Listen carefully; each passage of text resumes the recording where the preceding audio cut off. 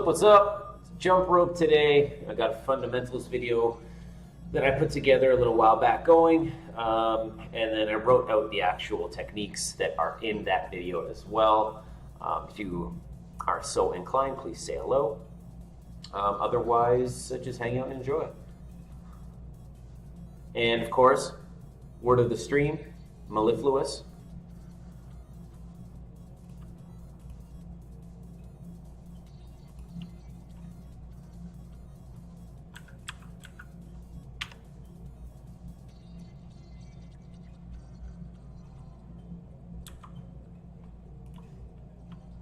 Hello, hello. If you're so inclined, please feel free to say hello. It's all about jump rope fundamentals today. There's a video that I made a little while back on the techniques that I feel are really necessary in order to progress and learn jump rope. And then I wrote out the, I don't know that I'd call them progressions. I mean, the bounce step and the alternate step are sort of your fundamental techniques. But then the others, I'd say, I guess, aside from the side swing and double under, you can achieve them in various orders, I suppose. So I wouldn't necessarily call it a progression, but sort of a group of techniques that are really good to have under your belt if you want to progress to more like intermediate and advanced techniques. But once again, if you'd like, please say hello. Otherwise, just hang out and enjoy the show.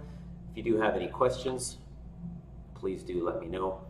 And then once again, the word of the stream is mellifluous, which is sweet or musical, pleasant to hear, relating to a voice or words.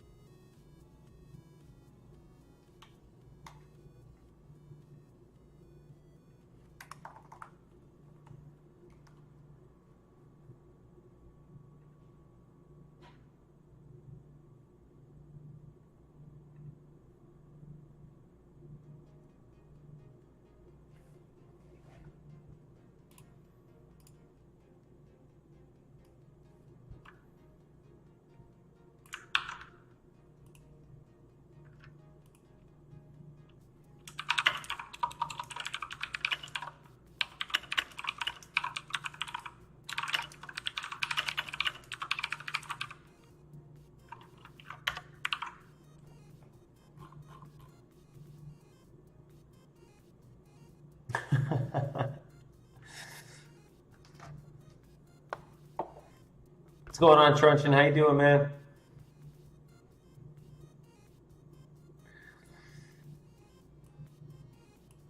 Some jazz music, some jazz hands, some jazz as in like a different sort of flair or spunk.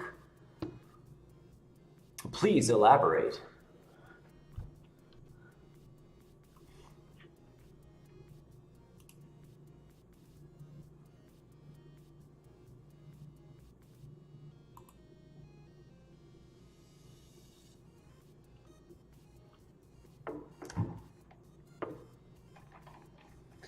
I am doing very well, thanks.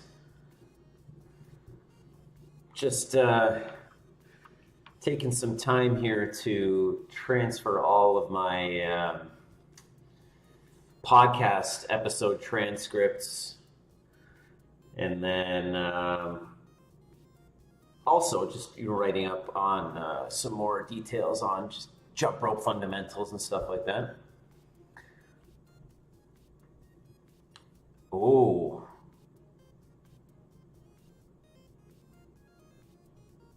Ouch. Leg press tends to be pretty heavy too. Got to stretch those puppies out a lot.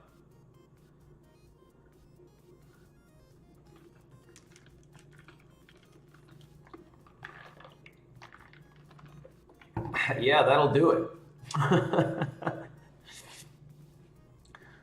That will do it.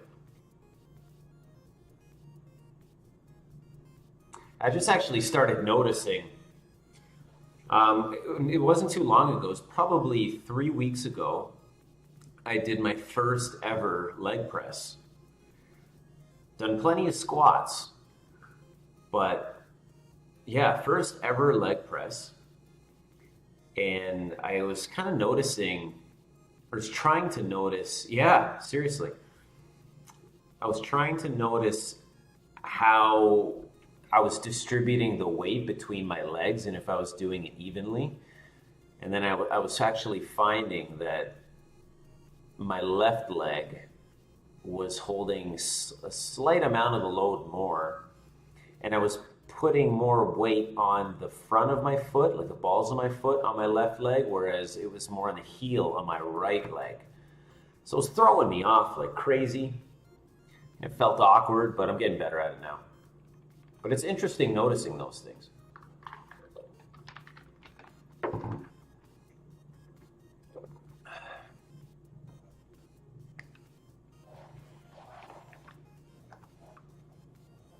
I've just seen plenty of other people do them at the gym, and they're always like, I don't know, at minimum 5 plates on each side. I went pretty conservative, right? I've been going pretty conservative. It wasn't so much at the pressing. It was more when I guess at the,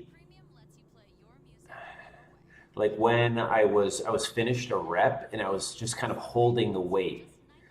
So I didn't have any of the concentric or eccentric motion. I was more just like legs extended, holding the weight for that second. So, because I was trying to keep my pressing as equal as possible, but I kept noticing that how I was holding the weight was different for each leg. So it was, I don't know, it's pretty subtle, but I guess I just noticed those things now. But yeah, I went fairly conservative just because I don't really have, or I didn't really have a frame of reference as far as I could go. So I ended up, I think I did 6 sets. On the 6th set, I ended up at 5 plates. And I could do more. But like I said, I went pretty conservative because I just had no frame of reference on what I could do. Yeah, for sure. Could be. Guess I'm just not used to the movement.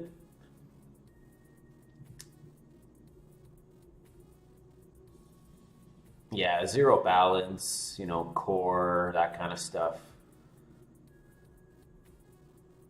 I just get a little worried about doing heavy squats without a spotter. Could be my slightly risk averse side of my personality.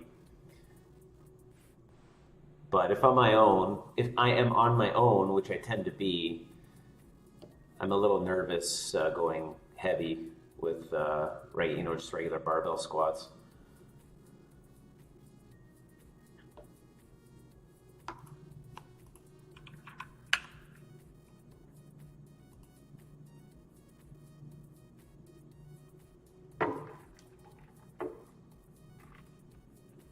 Yeah, I suppose there's that aspect of it as well. But I think I wouldn't say you're an idiot. It just means that if something does happen to go wrong, it may end up being a little worse of an outcome than if there wasn't, or if there was a squatter.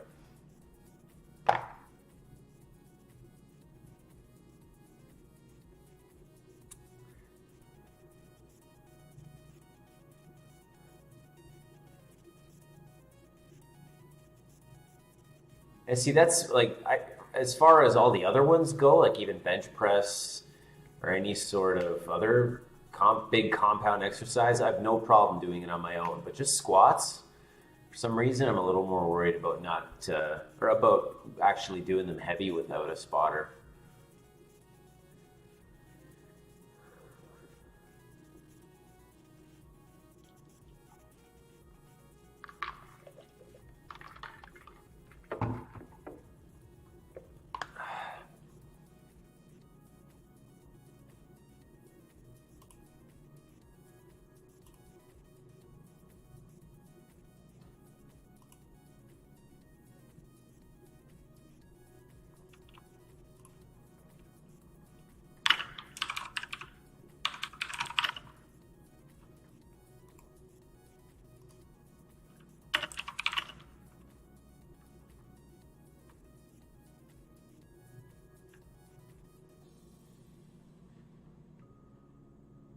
Oh, no way. Well, I suppose it's good to know that your fellow man is willing to assist. However, yeah, that would be a little frustrating, I suppose.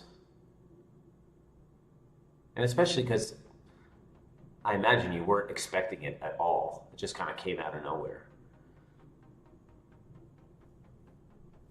So where do you pause? Is this sort of like mid-range of motion, or?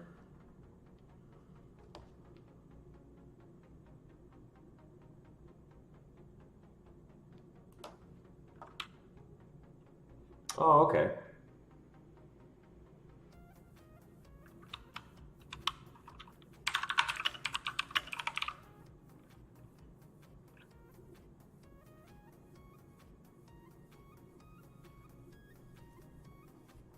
That's an interesting take. I guess a combination.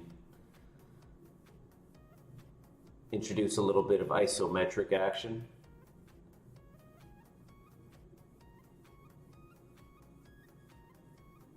That seems like a really good spot to do it, right at the bottom. Because I feel like at the bottom of movements tends to be the hardest. Yeah, exactly. Yeah, your sticking point. It's kind of like what we were talking about before with the pistol squat. I mean, how I had that one spot where it was, I found kind of as a sticking point.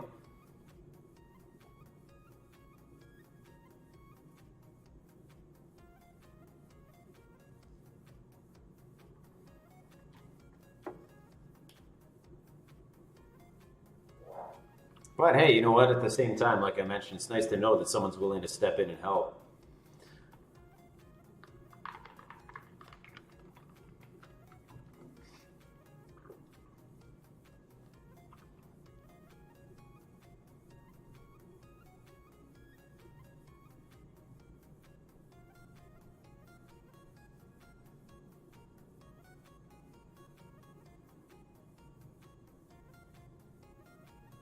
Yeah, good way to tackle kind of specific spots in your movement. I found it really nice to just, even if you don't pause, just slowing things down drastically also helps. Now that I think of it, I don't know that I've ever seen anyone get injured at the gym. I saw someone fall off a treadmill, which admittedly was kind of like one of those fail videos, funny, but at the same time, you feel terrible for them. But I've never seen anyone get injured in the weight room. Thankfully, which is good.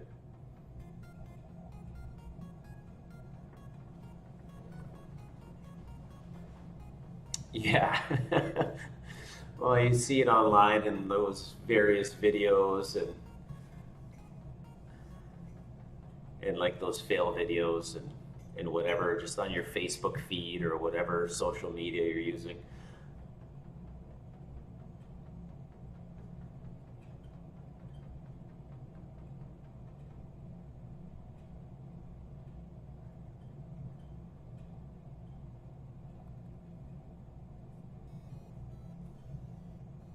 After our conversation the other day, I brought in the parallettes. So the other one's over there, but brought in the parallettes and started doing some horizontal bar dips. This is after that conversation we had with the other guy that wanted to learn muscle ups. Like, I'm bringing them in here. I feel like doing some horizontal bar dips now. Because I've been on the weights for a couple months now. So it felt good.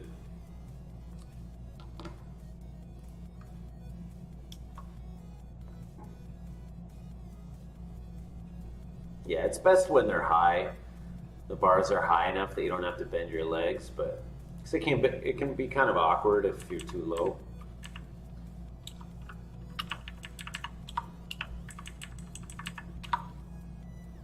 But I thought I'd get some jump rope fundamentals in.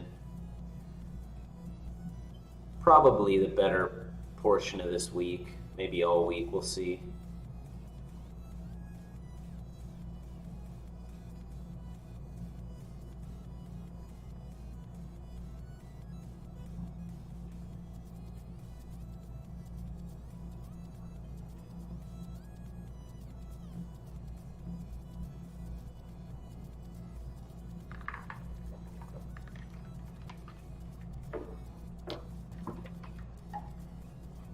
Kind of might sound awkward, but reorienting myself to barbell shrugs too.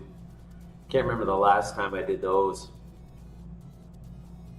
Usually just get upper back from like pull-up variations and all that kind of stuff, but I've done barbell shrugs over the past week or so, and oh man, just like traps are so stiff neck, all that kind of fun stuff.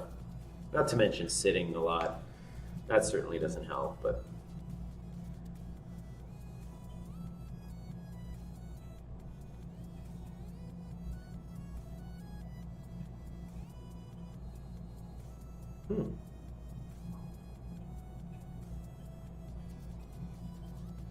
that's awesome, man. I'm sure it feels pretty good too. That's a decent length for a program.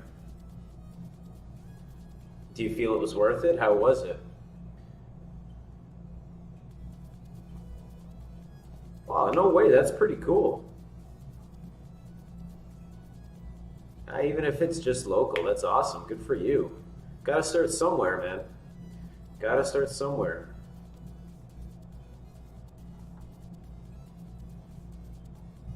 So how does it work? Are they just do they have established weights and then each competitor just presses the weight and then you move on to the next one until you can't really press it anymore? Or is it for reps or something like that?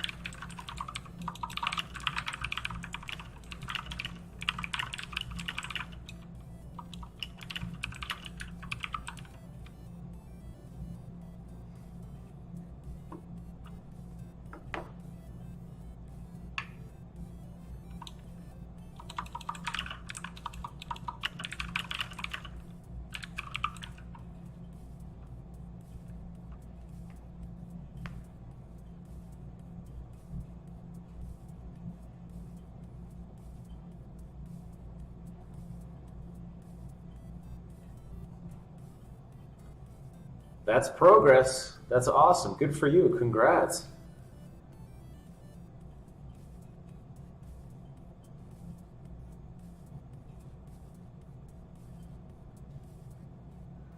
There are few things feel as good as results, man. Progress, recorded. That's so cool. Good for you. And now onward and upward.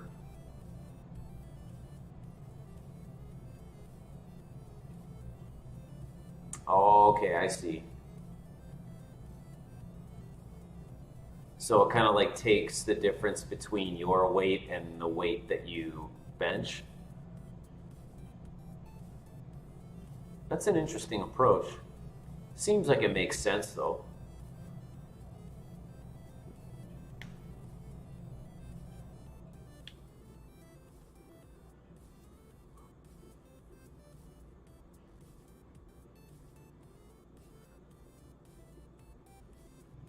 That's a pretty good way to do it, it seems.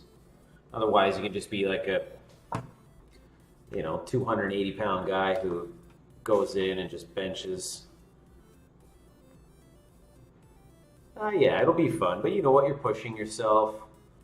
A little bit of competition to keep things interesting. And who knows, man? You might win. And even if you don't, whatever. The rush, the anticipation might just make you wanting more, and who knows where it takes you.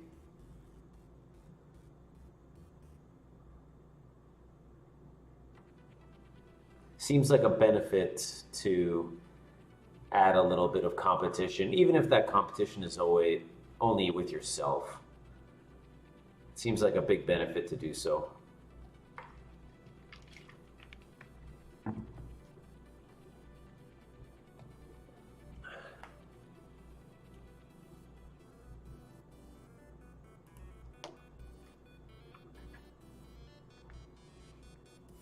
So is it at the dive of the gym that you were telling me about before, the one you go to, or is it at another local gym that you're just participating in?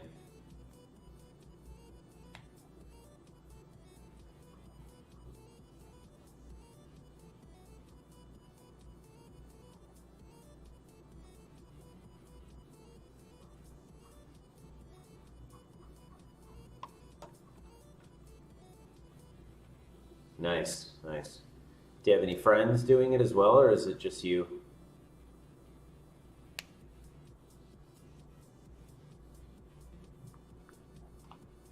It'd be cool to have a friend, not only that you're training with, but that you could even compete with. keep each other going, keep each other on the level, motivated, that kind of thing.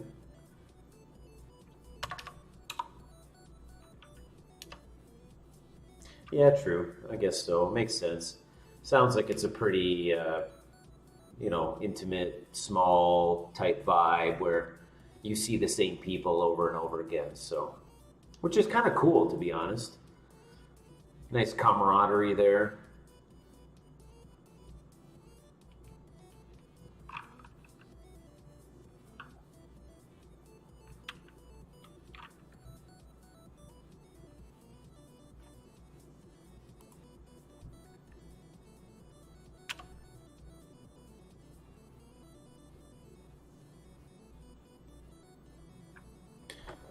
Yeah, I guess now thinking about it, that seems like a pretty awesome thing. I've never really had that. I've either not been at gyms or, and have been training outdoors. Or if I have been part of a gym, it's usually bigger and everyone's kind of doing their own thing and that kind of. Oh yeah, nice. Yeah, keep you motivated, and then you get that little bit of a rush from being filmed and people watching you. And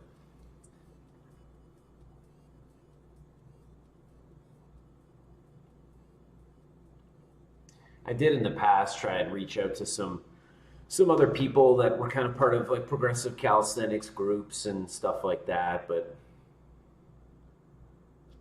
they usually just treated it as someone asking for personal training, and then when they didn't realize that I didn't want personal training, it was just kind of ended there.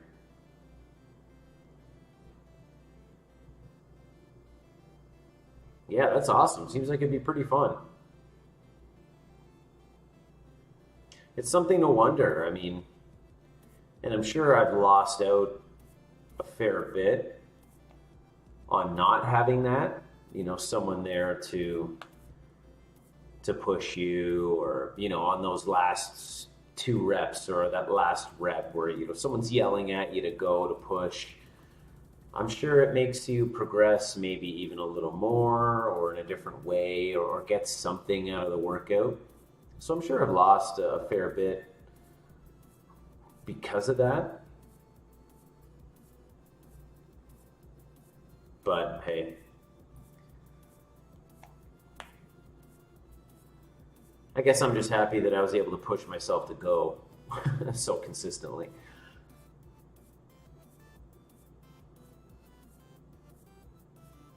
Yeah, there are benefits to it as well. I mean, it definitely demands, yeah, a resiliency, a control, and really understanding what you want out of it. And I mean, and that's like anything, where, for example, if you don't have it really nailed down in your own mind, and then whatever's drawing you to where you are is gone, then what happens? Do you just kind of like lose it? You need to reorient yourself and kind of understand why you're actually doing it.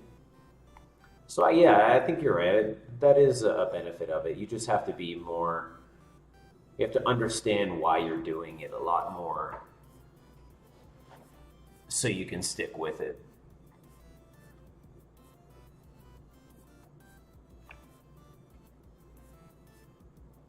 But the social aspect is pretty awesome too.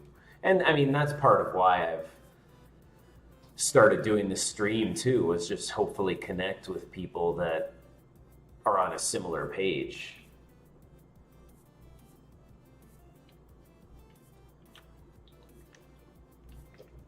Because very few of my friends, kind of like local friends and stuff like that, are into strength training and whatnot. So it's important to have that outlet where you can talk to people about it.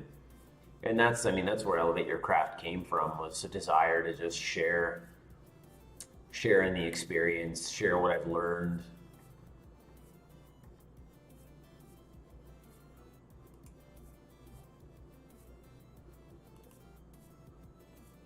and then hopefully just be part of a really cool community.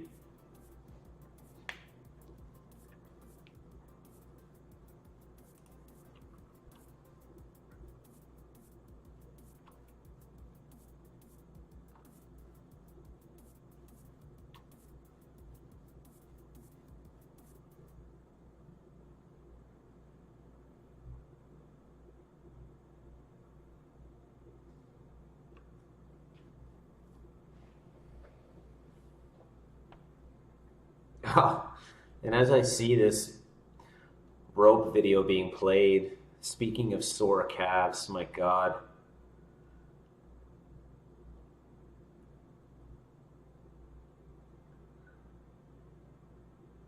Oh, I was just saying that like local friends.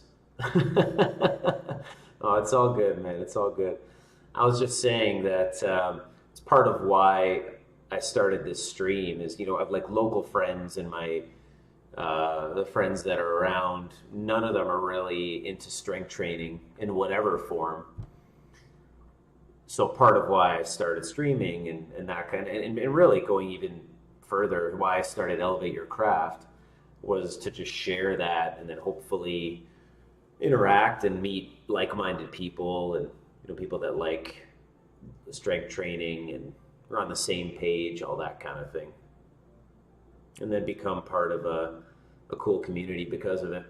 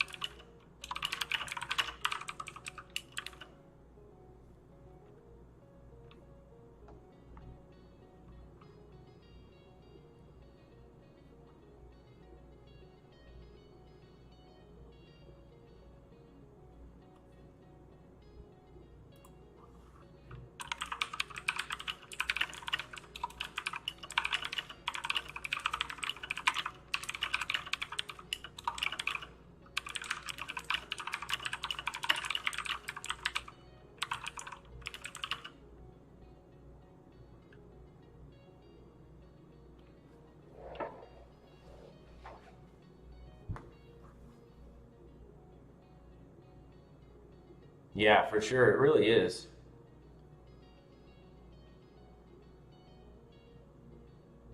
It could be. It could be, yeah. I mean, perhaps in a way it's less interactive because the lack of spotters and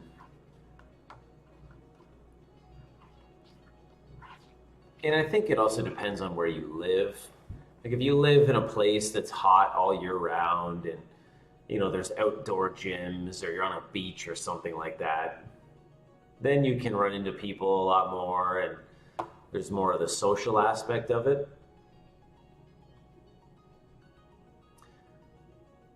But yeah, I could see that where calisthenics is just more conducive to being on your own while doing it. I guess, and that's similar to yoga. Like there are yoga classes, obviously, but the ones I've been to, there's very little interaction with the people around you. It's often encouraged that you be quiet, that you kind of relax, you're in your own mind, you're in your own world, you're unwinding. Even though there's 12 other people in the room, you may have your eyes closed, you may just be doing your own thing, right? So that's interesting. That makes sense.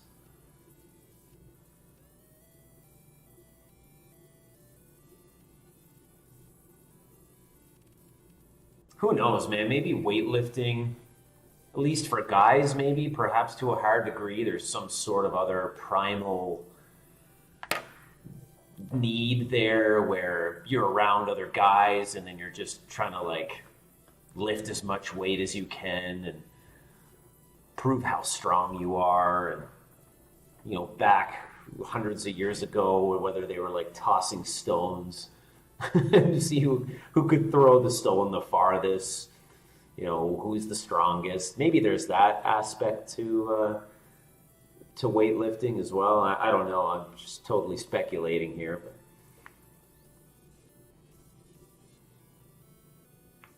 the hormones, you know, testosterone running wild. Yeah, it could be.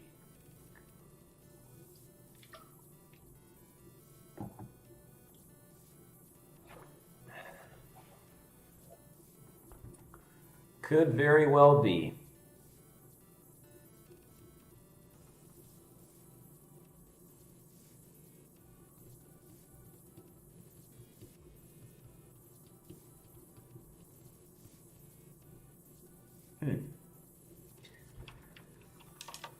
I'm actually going to take note of that. Kind of this concept we're talking about here. I'm going to think on that.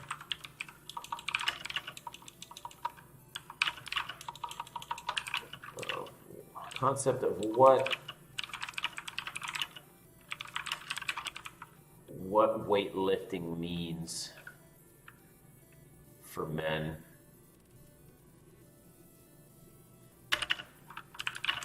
What needs does it really hit? That seems like something interesting to ponder.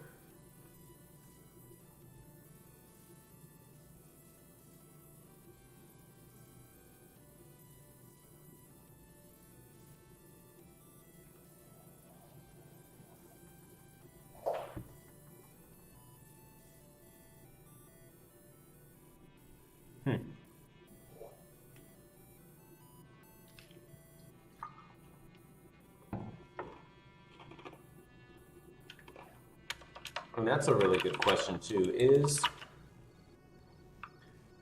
Is body weight training more conducive to isolation or kind of like introspection, or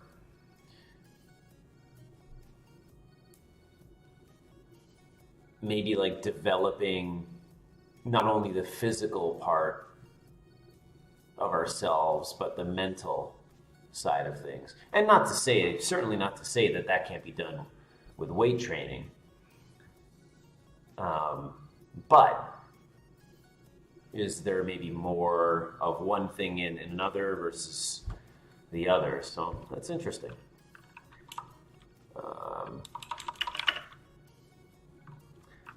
Isolation.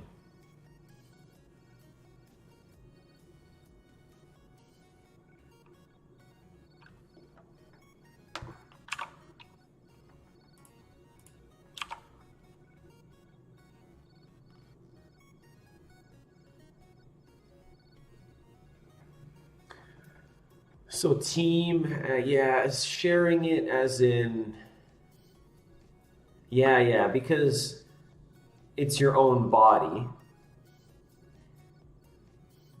And then, you know, as opposed to it being in a weight room where, say, you have 3 plates on a bar, that's the weight. You know, that's the challenge that is in front of you and whoever you're working out with. It's like, that's the weight. Here we are. We need to overcome this weight. Let's kind of share that experience. Whereas, like, you know, if I was going to hop on a bar and do back lever, hold a back lever for 20 seconds, whatever, it could be anything. Like, it's my body. Yeah, it's my body. It's going to be completely unique for me. And then you have to contend with it. Yeah, I know what you mean. That's an interesting concept. I like that. I'm going to think on that more.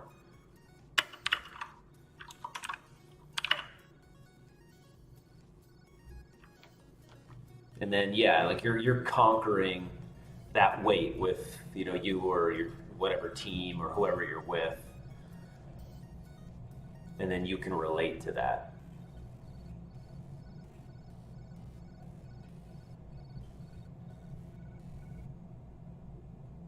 And it'd be the same idea or similar idea where,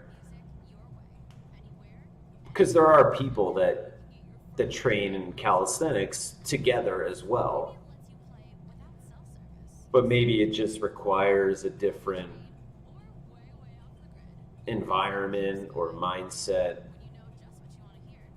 or a different approach.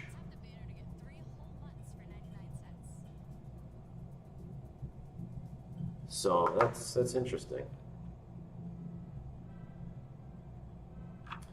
How does weight training differ?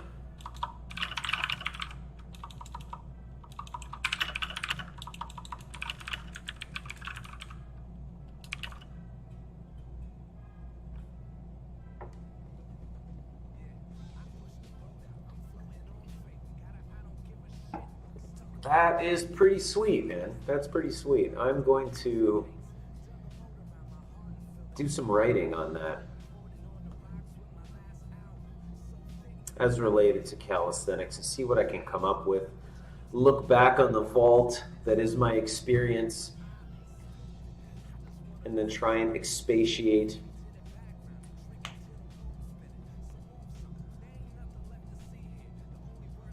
So maybe, like, not only from a physiological standpoint, it's really beneficial to have both in your repertoire.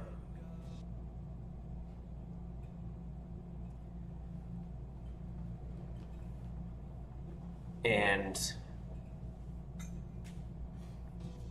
I mean, that may seem obvious, but I don't know. I don't know that it is. I don't know that it is self-evident. To have both calisthenics and body weight training and weight training. So both elements, sort of training alone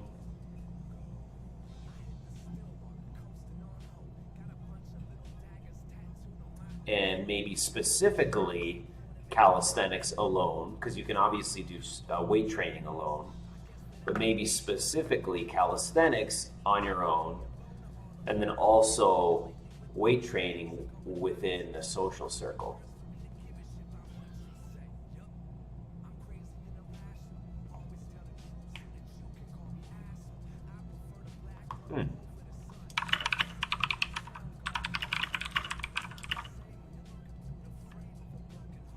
Or this could be me just thinking way too much about it.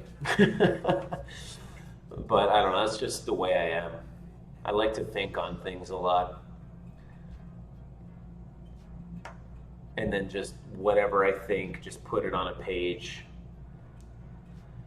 And then sift through and see if there's anything meaningful there.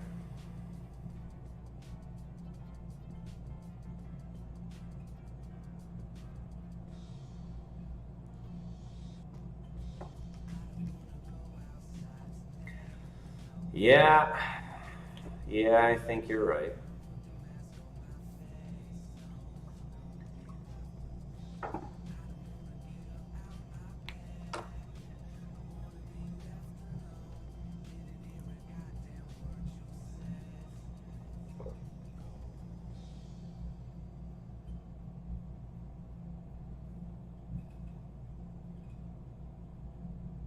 But that is interesting too, because I never thought of that as a subject. Like, I've done a ton of writing and all that on progressive calisthenics, but I never really touched much on that. So I think I will be in the future, because it's part of it.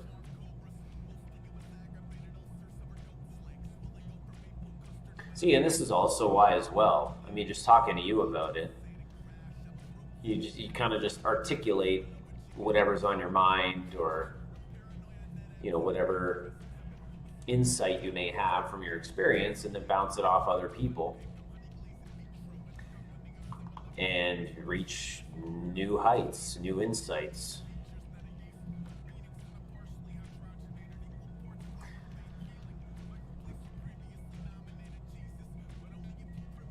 Well, I mean, really, in essence, thinking is talking. Like, I would say that human beings, the way they think is by talking.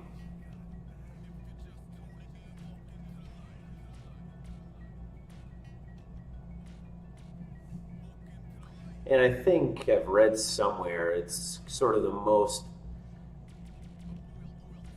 the people that score highest in intelligence do a lot of talking to themselves.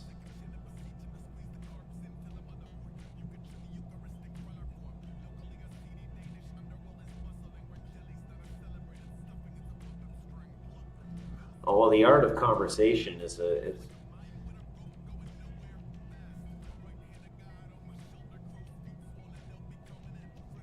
yeah, just performing some sort of menial task, like the shower or whatever. Yeah, they're in their own element. They're doing what they do, or you're kind of just lying in bed, just about to go to sleep, or just waking up and you're lying there, and then all of a sudden you think of something. And it's such a shame when you've thought of something and then you have nothing to record it, and then you forget about it later.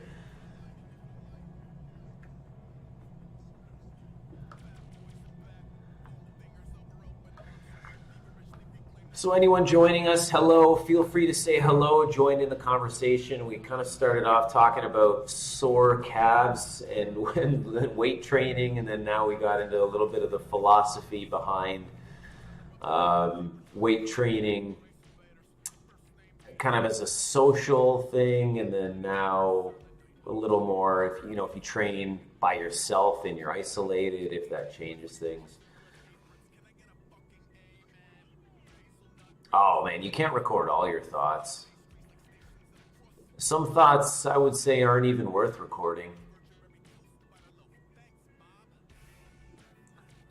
And the thing is, who or what is controlling your thoughts too? I mean, where do they come from? Who knows? I mean, that goes into the whole philosophy behind consciousness and what consciousness is, but thoughts are just thoughts. They just sort of pop into your head and disappear just as quickly.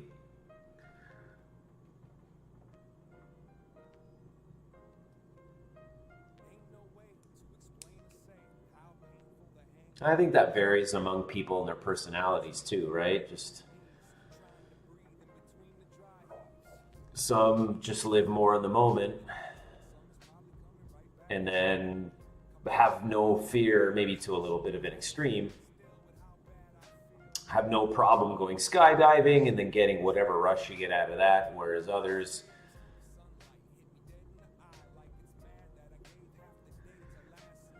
oh, hey, Almighty Banda. If I did say that right, please correct me if I didn't. They do come from your brain, but yeah, well, that's the whole deterministic thing, right? Is it just like cells firing, neurons firing?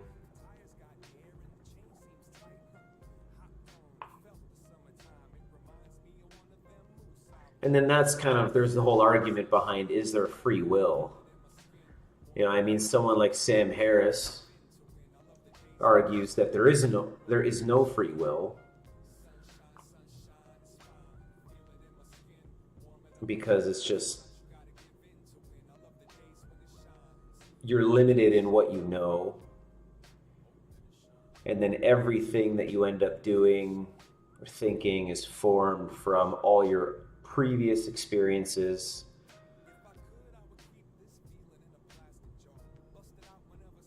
And then there's, the other argument where no, there's free will. We make our choices of our own volition.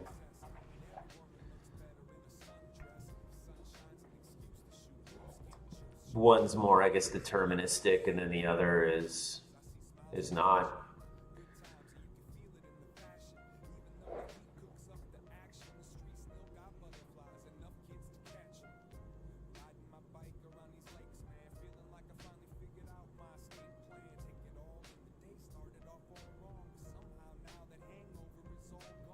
Yeah, that's the whole thing, right? It's the monkeys and the typewriters.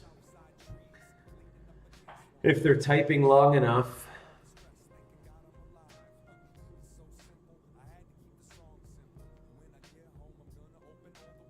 yeah, it is it's definitely a comforting thought.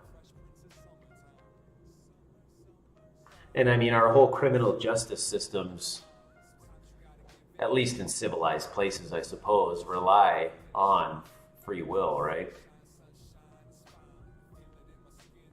I'm sure there are those that think if we take a criminal and then understand every single aspect of their life, what happened to them at every age, their family, their parents, how their parents treated them, their conditions at school, at home, every single aspect of their life. I'm sure someone who's more against free will would say that where they ended up at that time where they committed the crime, it's like, well, no, there's no way they chose to do that. Because look at all of these other things that happened. How could they not have become a criminal? Anyway, it's an interesting thought experiment.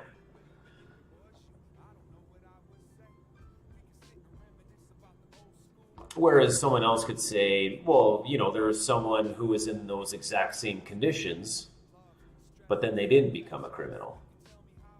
So how do you explain that? And I don't know how you explain that. But I love thinking about it. That stuff's absolutely fascinating.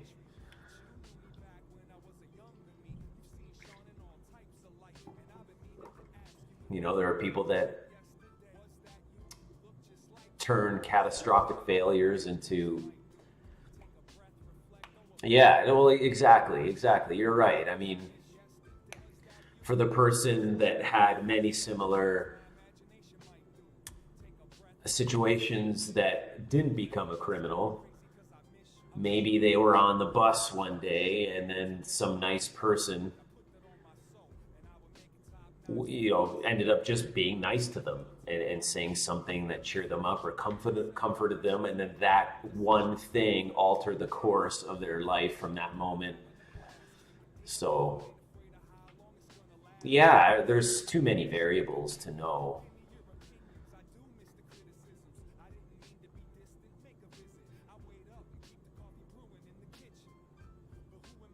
So you'd have, I mean, I don't know.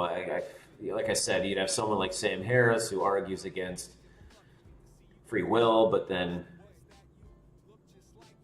maybe someone, I don't know, like Richard Dawkins or someone who would maybe just, it's all neurons firing. That's just the products of the way our brains are. And, hey, that's fine.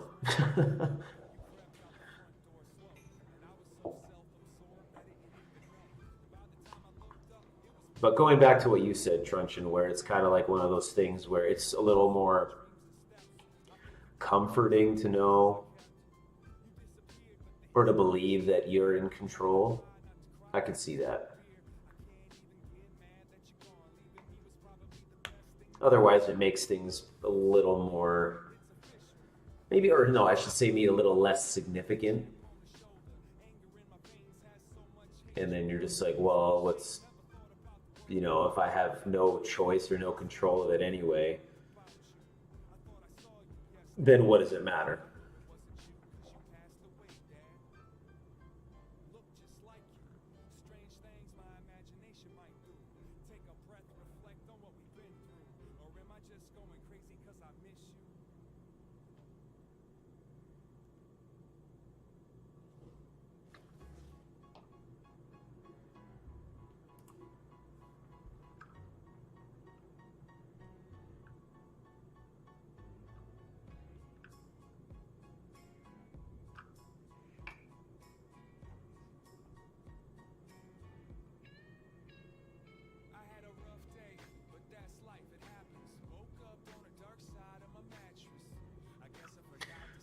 Yeah, exactly. Where well, you're like, well, if I have no choice, then whatever's going to happen is going to happen, and I can't do anything about it.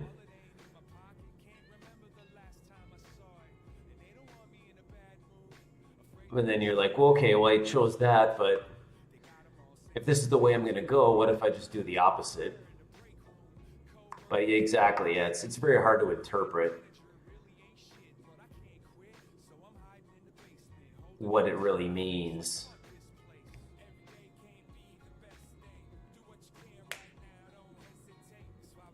Oh man, all this stuff takes it takes some pretty deep thought.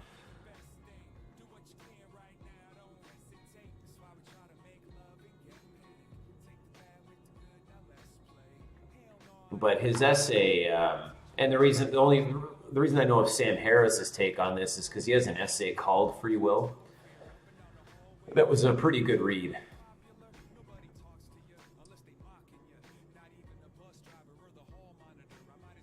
So if you're looking for something interesting to read quickly, I think it's only about 100 pages. I'd call it more of an essay than a book.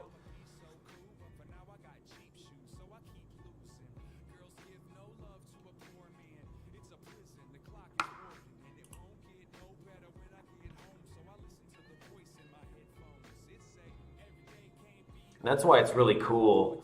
I mean, I'm not really a religious guy myself, but as far as looking at religions from a psychological standpoint, that stuff's really fascinating. So, like with free will, which is definitely present within in a religious context, it could be like, people were thinking about that whenever, at the point that, in the early days of a certain religion or something like that, they were contemplating choice and then associated that choice with an agent or an agent giving us that choice.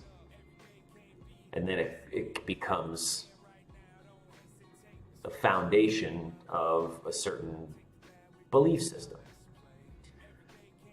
So it's pretty cool to consider how a lot of the psychological aspects cross over.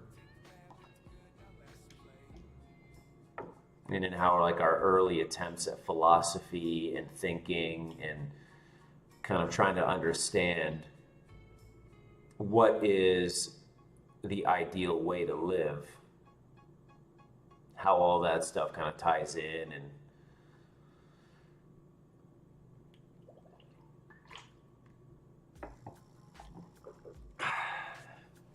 pretty intense stuff, man. Pretty intense stuff.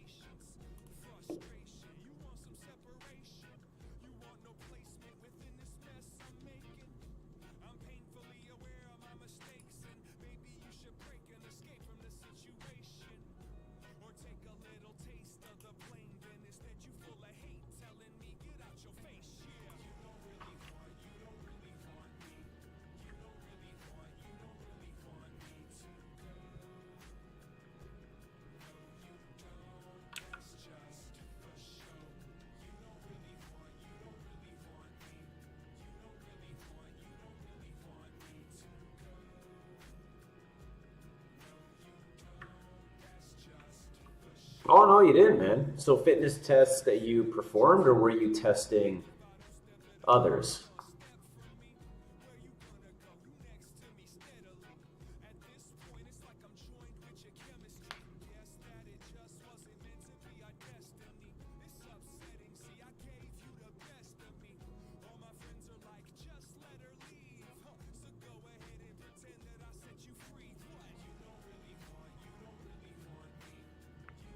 Oh, nice. The classic 500-meter row on the erg.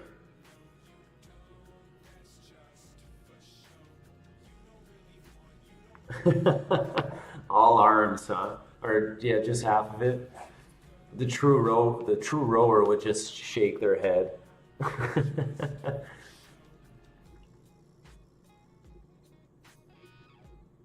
Do you have experience rowing?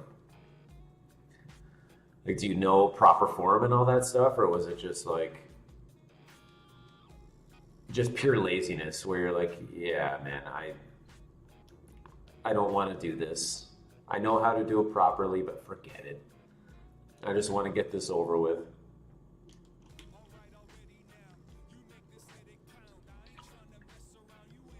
Oh, nice.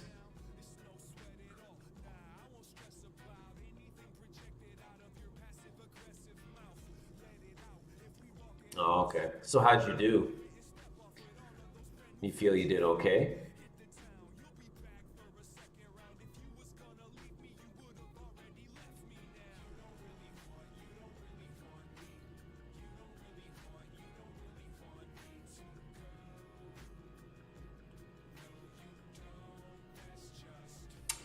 I can't remember. I'm trying to think of what a good time would be. I have a few friends that were really into rowing at one point, and I know we've spoken about this in the past, and they've told me their times, but I forget. So I wouldn't really know what would be a decent time.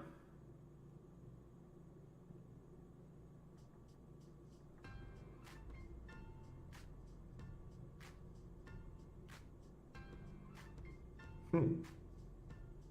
Yeah, that's awesome. Do you ever do a vertical? You know your vertical jump?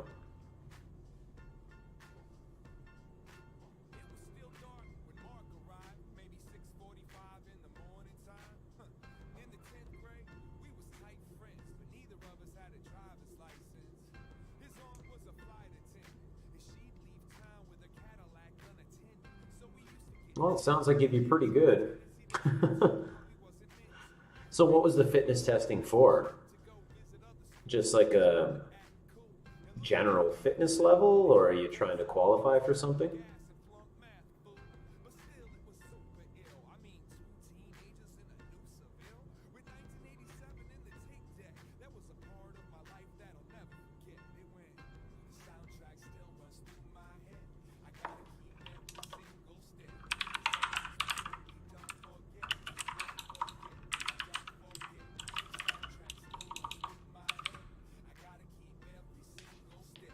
General fitness level, huh? So that's interesting. So how do they designate that? I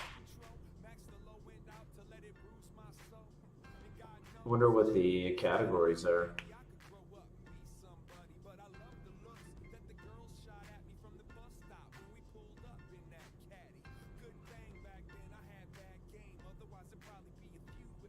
I guess it's similar to an aptitude test, right? Where it's like, okay, here's this area. Yeah, like there's this area, they perform this, and then there's this area, and then maybe it's just more about getting an overall picture of where you need to improve or where you're best and that kind of thing.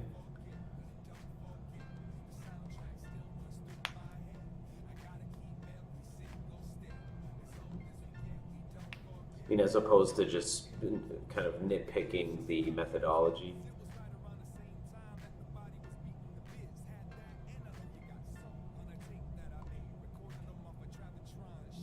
No, a little too much explosiveness. Well, I guess when you're trying to go quickly, I mean, it's bound to happen.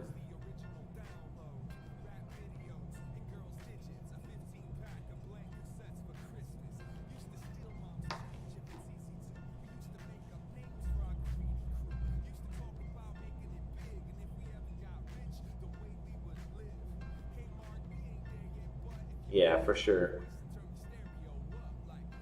Well, you're trying to move quickly, right? So Your momentum is going to carry you as well.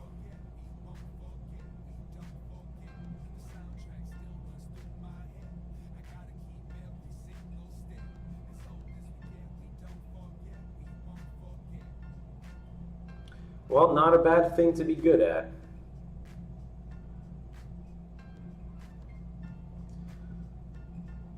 Use the power for good, and you'll be fine. Yeah, I'm similar too. I'm more oriented toward kind of short bursts of power. Even with jump rope, I was always really attracted to just power jumping. Doing double, triple jumps, that kind of thing for longer. I mean, I'd end up doing them for a decent amount of time, but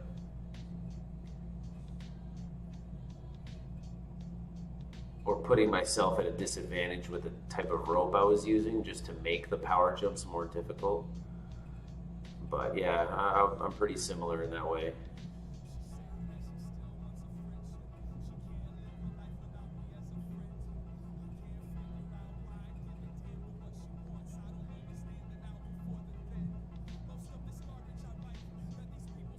So you could probably do some pretty good, cool push-ups as well. Like clap push-ups, Superman push-ups, behind the back, clap push-ups.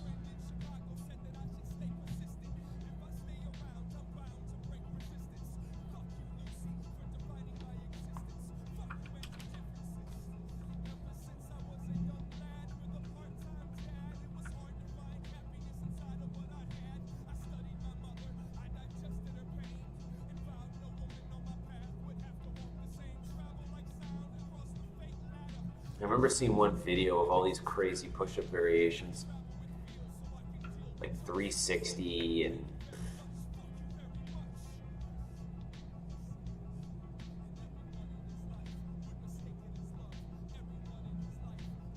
nice.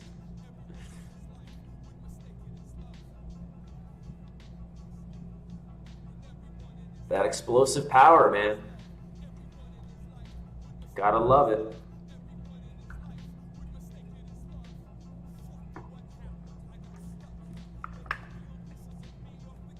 Oh yeah. We've all been there, and we're all there in some way. As you get older, you just find more subtle ways of doing it.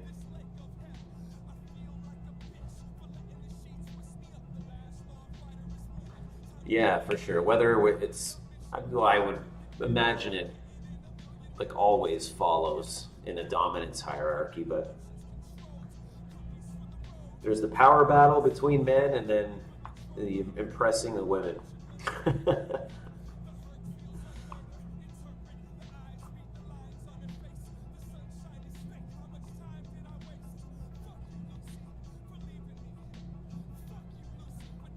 Starts on the playground and, elementary school all the way to whatever old age.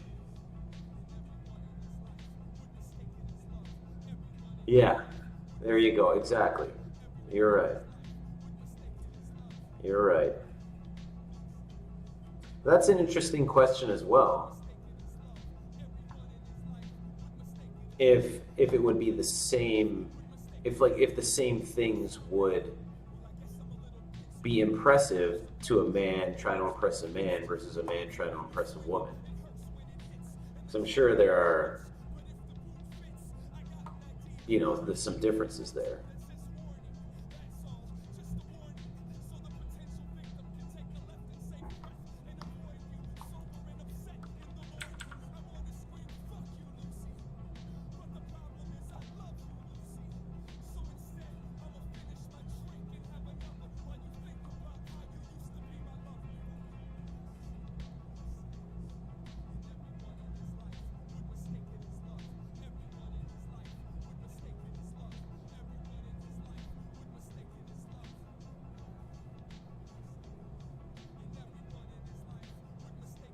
Yeah, for sure.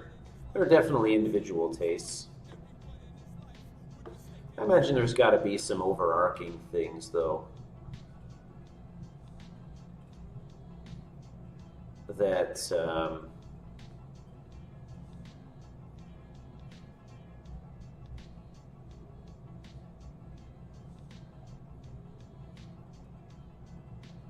okay, so there you go. So, I mean, there's got to be like overarching things. You know, for example, it would be like um, things that females find attractive about men would maybe involve like security or the ability to provide or protect, you know, social status as far as like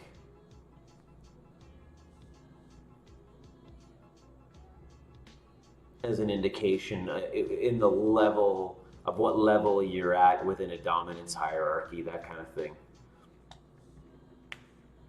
Yeah, there you go. The arms. It's that whole bicep thing, the big arms,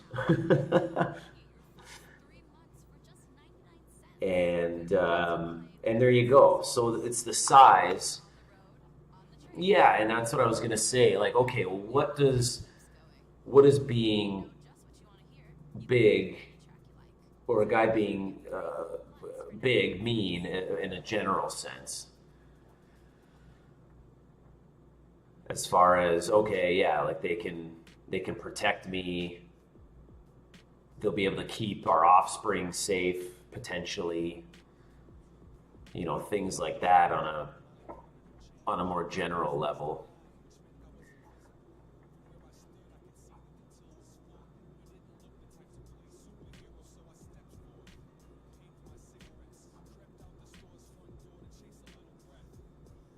But then at the same time, would a guy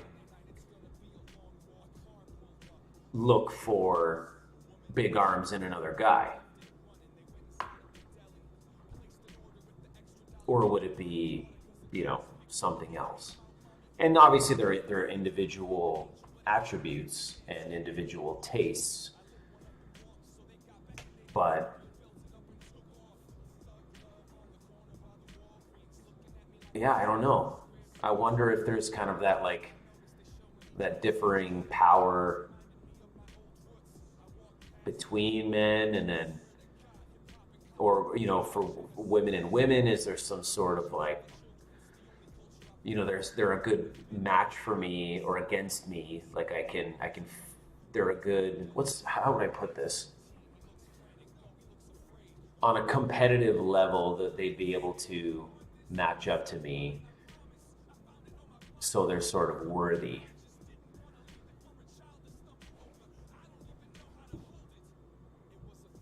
Yeah, it's an interesting idea. I have to think on that a little more.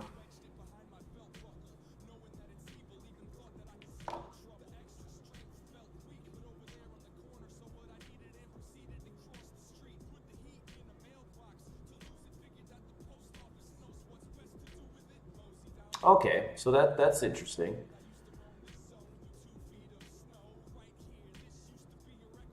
So it's kind of the opposite of what I just said, where it's like, okay, I'd want to, yeah, like you know, you were just saying, I'd want to be able to dominate that person as opposed to wanting to clash on a consistent basis, but that clashing is something that would draw the person to them. And there are different ways of doing that too. I mean, there are, I'm sure, females that dominate males in some way, whether it's, you know, I probably not very common for it to be physically, but mentally, I'm sure they dominate. And then emotionally, the male in that relationship perhaps likes to be dominated emotionally. So,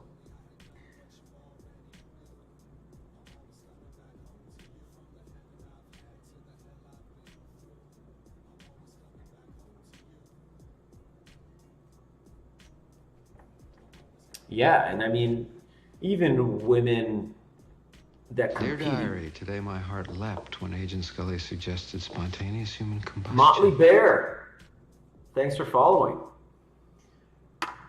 What was I going to say? Yeah, even women that kind of compete within their own social circles, that's usually how they interact or try and, I guess, dominate each other, right? It's like, whereas men will kind of just fight things out and physically try and overcome each other.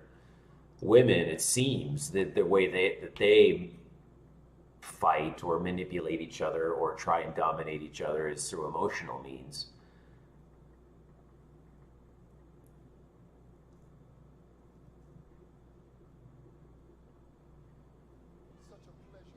But who knows?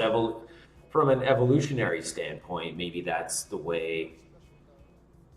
There's sort of the compensation or a way to compensate for not having that physical strength.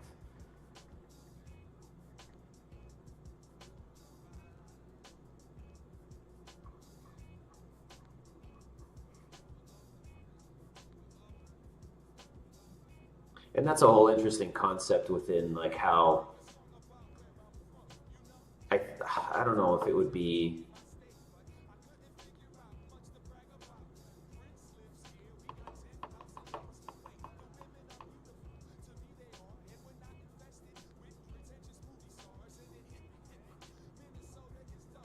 Yeah, I don't know too much about female serial killers, but I would guess that the way they would work is by kind of like creating this spider web of emotion, luring the person that they want to trap in, trapping them emotionally, and then just, once they're stuck, they end up doing whatever they do to them, killing them.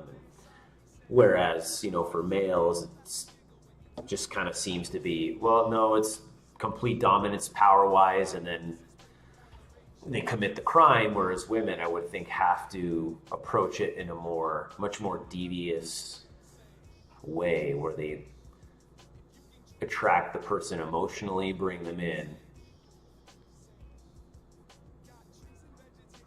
Yeah, okay.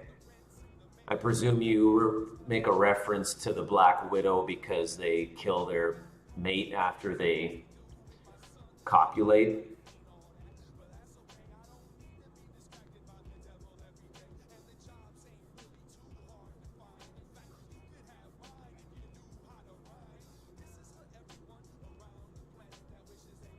So how they would argue.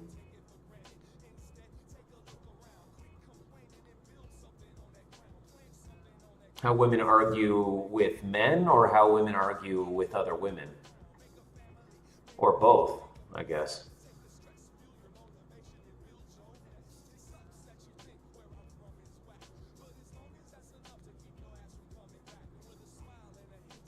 Yeah, it's the old, I remember what you did 6 years ago that one night, and then it's brought up and seemingly out of nowhere in order to try and win the argument. Grudges, maybe, that kind of thing. Yeah, okay.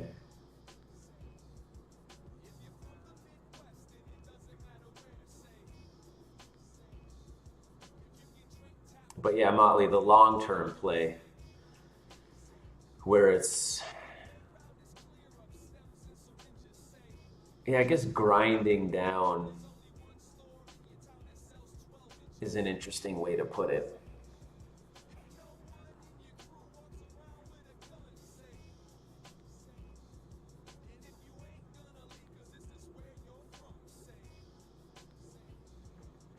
Yeah, and then likely turn to physical aggression.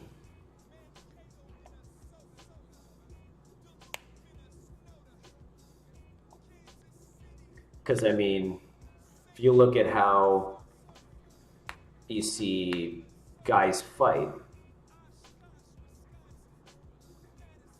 it usually starts off kind of like some degrading remarks thrown at each other, and then of course the push, and then it gets physical very quickly.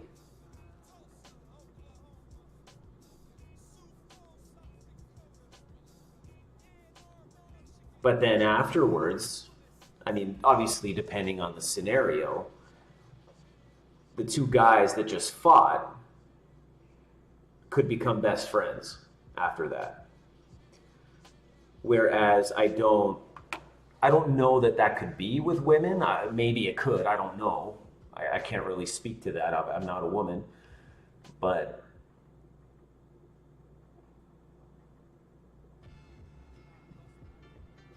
yeah, right. It's posturing. That's kind of how men posture. They stand up, chest comes out, the fists, the eyes get big.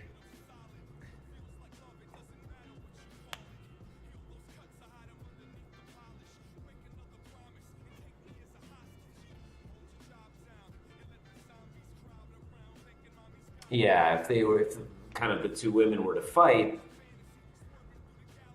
that's pretty much it after that. Because maybe there's not only that argument or whatever ensued, but those things would always kind of be there in the background, kind of getting in the way of becoming friends again.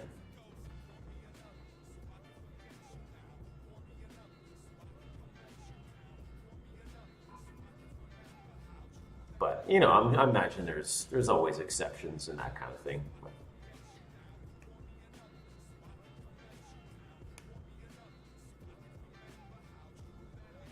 But I would imagine that there are a lot less, or a lot fewer female serial killers than male.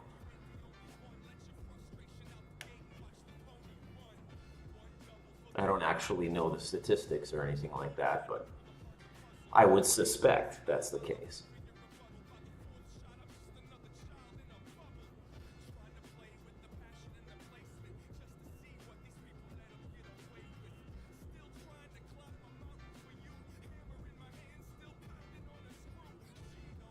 Okay, yeah. That makes sense, I suppose.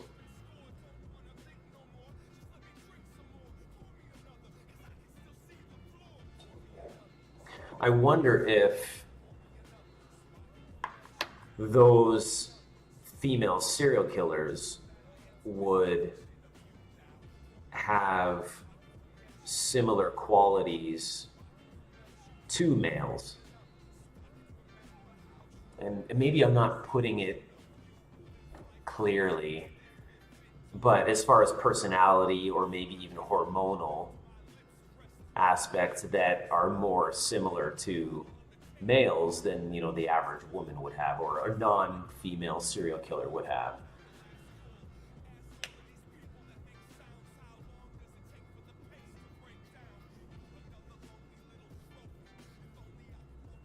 Because there are definitely men that have more feminine qualities, and there are women that have more, you know, male qualities, kind of like a spectrum.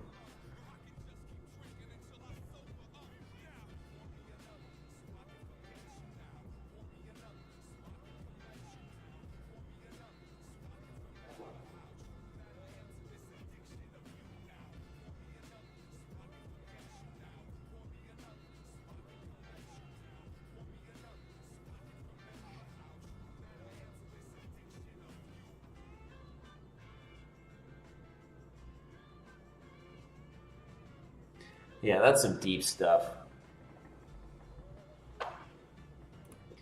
Actually, I had a professor in university that specialized in female serial killers.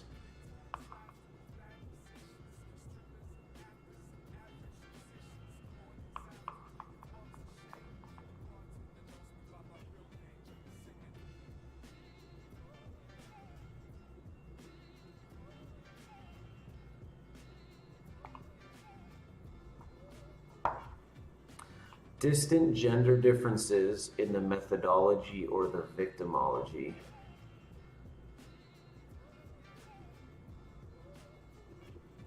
Distant gender differences in the methodology or the victimology. So by that, do you mean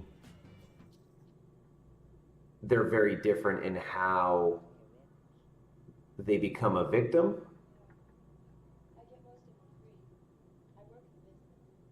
Oh, okay, hold on. Let's see if that changes things. There's distinct gender differences in the methodology or the victimology.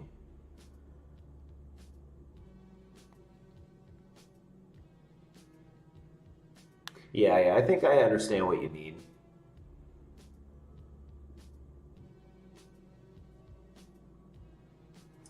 So if, like, say say a male and a female both committed the same crime that involved well, I don't know. Yeah, I mean, I would think there's almost always a victim, but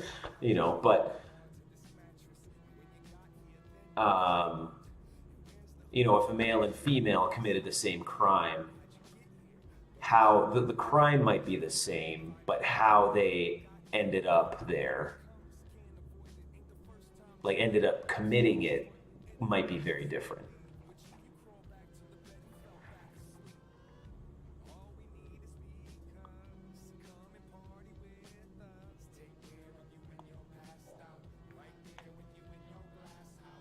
Yeah, okay.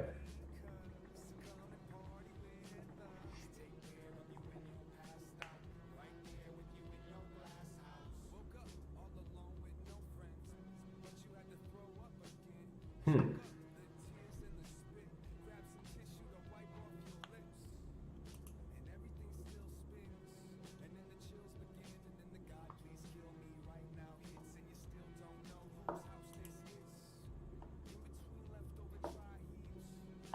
I gotta get the chill, just the hanging out screen up here. I think the rope fundamentals is over here. Yeah, after we kind of had that discussion around a top 10 songs, I put another screen together just for chilling. Some more screen, the songs, and then the current reading. So anyway, from far away, okay. So maybe it's more so there's probably far fewer female spree killers, but a lot more female serial killers. And then there's perhaps more male spree killers than male serial.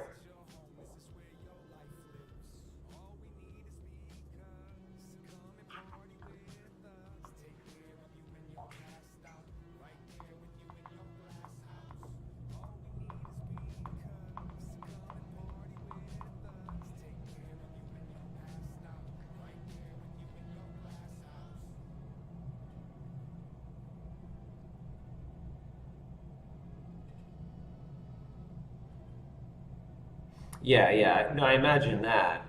But within,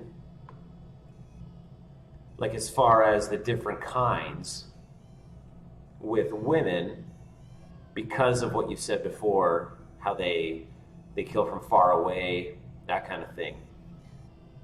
Within one sex, I would say for females, there's probably more more serial than spree in women.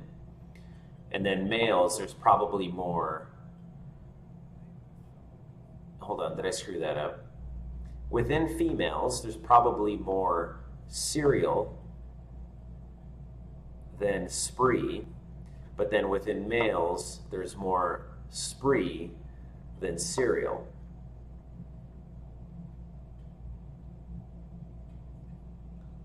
I'm kind of spitballing here, just by the, based off of the attributes of males and females. And I don't know if that's true or not, but it's just kind of that I've thought about that based off of what you said with the women usually kill from far away, are more controlled.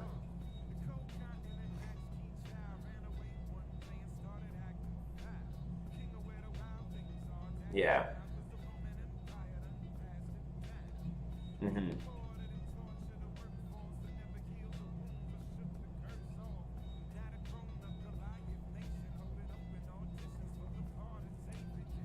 Well, you'd probably be fascinated by that one book there on the left, The Origins of Totalitarianism.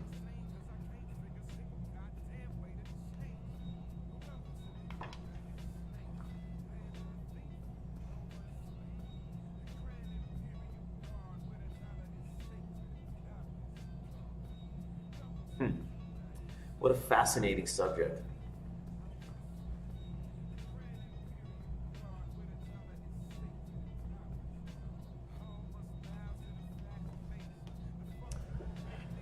Well, it kind of talks about how totalitarianism came about.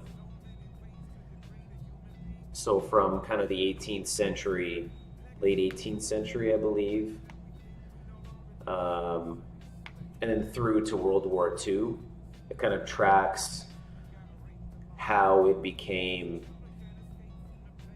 prominent from an ideological standpoint, from a political standpoint, and then how it all kind of culminated in National Socialism in World War II.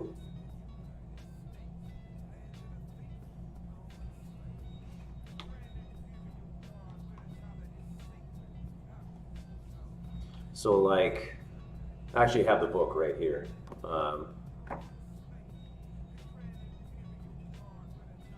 So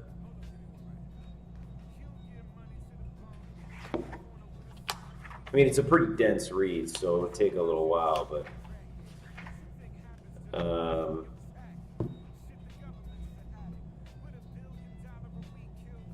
it's like the first part is the rise of anti-Semitism, and then how that all came about, and then part two is imperialism, so how imperialism changed the landscape, of Europe, and then how, like, within the politics of that, and then that kind of thing, and then totalitarianism as a concept.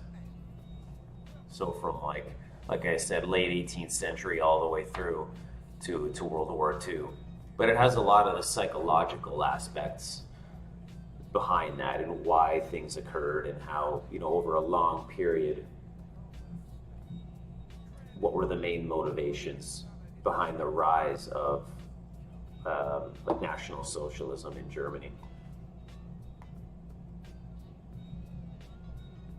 Hey, I don't want to hold you to it, but I just thought if it's that kind of stuff that you're interested in, it's, why people do the things they do and that kind of thing, then, that book is, I haven't read it all myself. I'm about like 1/5. I just started it after I finished The Brothers Karamazov. And like I said, it is a dense read, so it could take quite a while to read, but it's full of that kind of thing. Just why people do things they do, and which is pretty fascinating.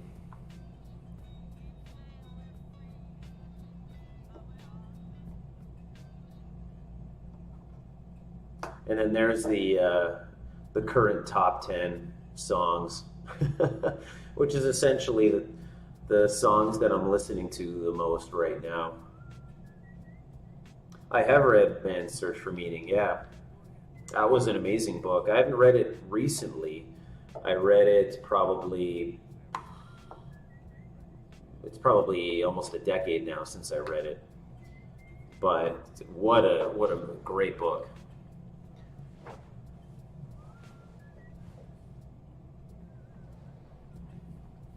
That's kind of, it references Nietzsche's quote.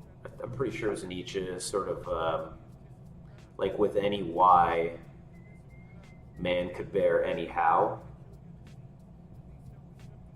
And I think that was sort of reflected in man's search for meaning. But if I'm not mistaken, the quote was originally from Nietzsche.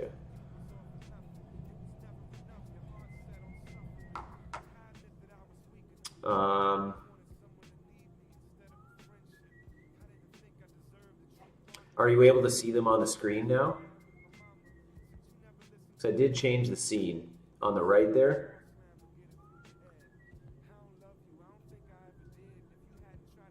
Or is it still the calisthenics overlay?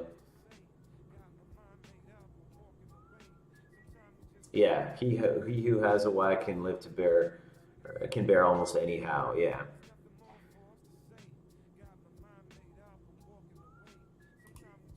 Actually, it might be in my stream notes.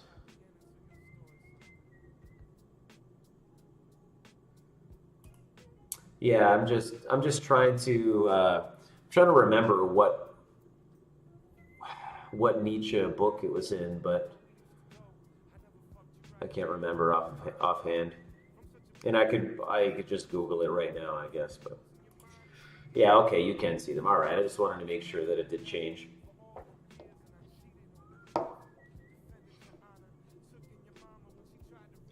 But very profound book. I mean, it's Man's Search for Meaning. Makes me want to read it again.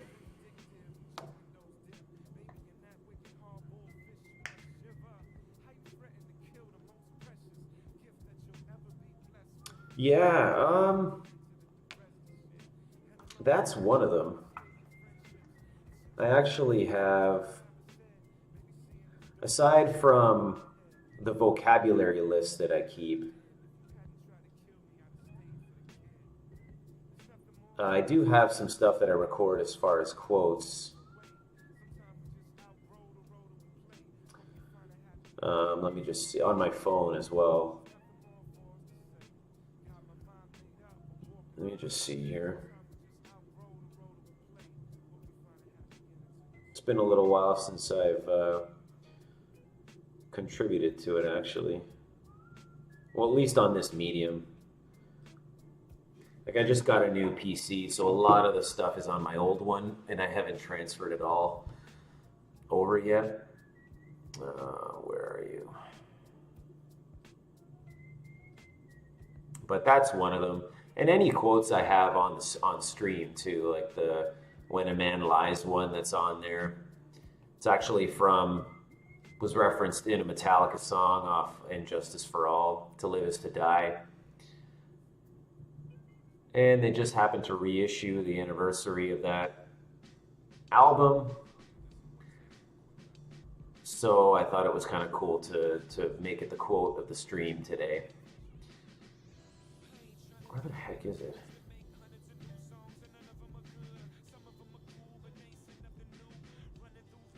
How about yourself?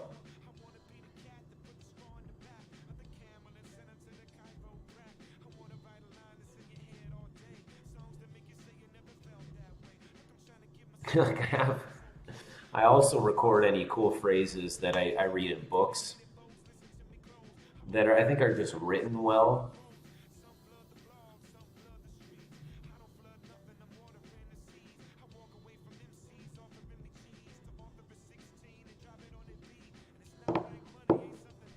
Like more of the recent ones have been around, like Jordan Peterson.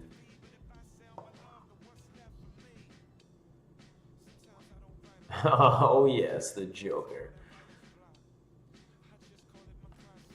One of the best comic book villains ever.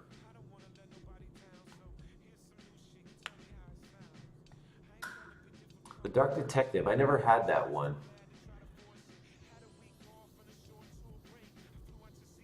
I had a bunch of, I used to collect graphic novels at one point. Arkham Asylum is probably, well, at least one of my favorites. The artwork in that is incredible.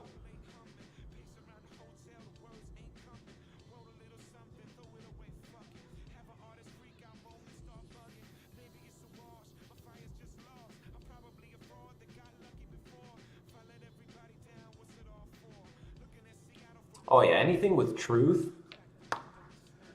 I'm down for, man. Oh yeah, yeah, okay. Good old Gandalf. That's funny. That makes me think. I just went through the Harry Potter series again for the like. I guess that'd be my third time. And Dumbledore has a lot of good quotes.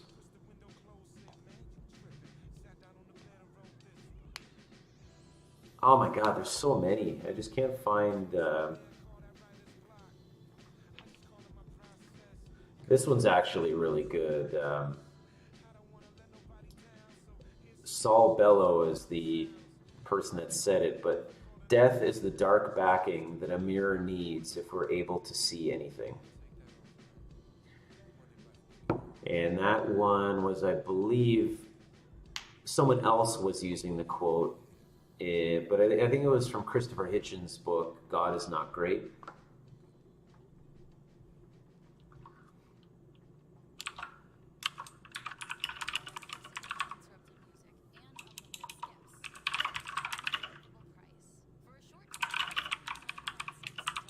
I'll type it out.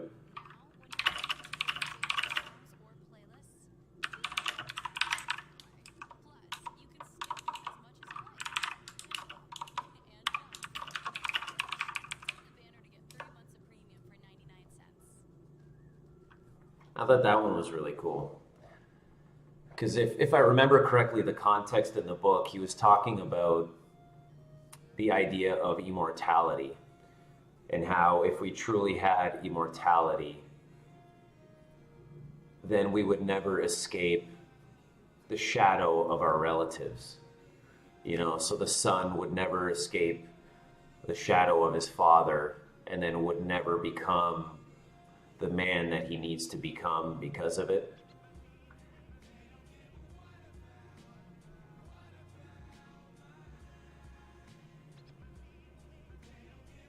And I don't have it anymore. I usually, when I get books and then I read them and then I give them away to people who I know enjoy reading. So I kind of like pay it forward.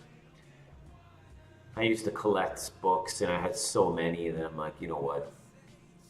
They could serve the world a little bit better if I give them to people to read as opposed to just, you know, stroking my ego, I suppose, by keeping them on my bookshelves.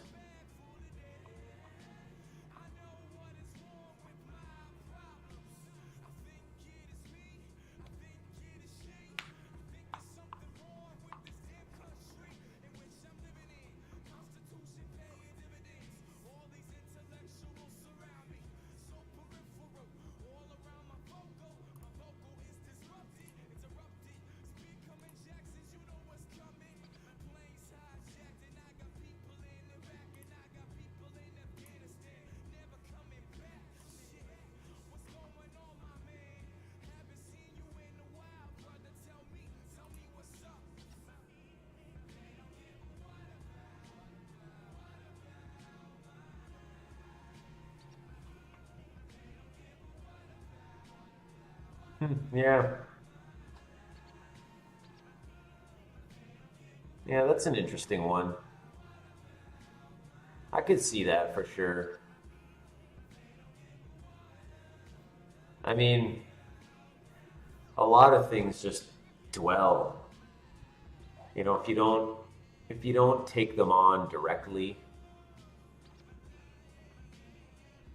then along the same lines as that quote, it just they become obscured as opposed to being, you know, confronted and accepted and resolved.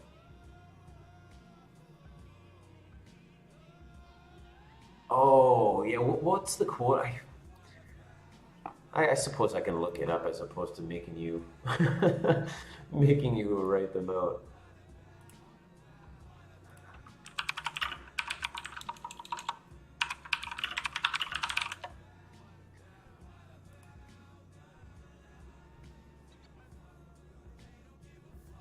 Oh, okay. Is it the one each workout is like a brick in a building, and every time you go in there and do a half-ass workout, you're not laying a brick down, someone else is. Is that the one? Yeah, yeah, there you go. Okay, I found it. That's really cool.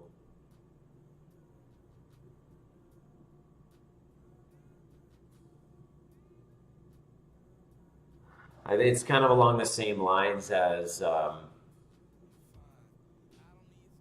someone else. If you're working towards something, there's always someone else that if you're not in there working, someone else will be, and then they'll eventually, if not already, have surpassed you.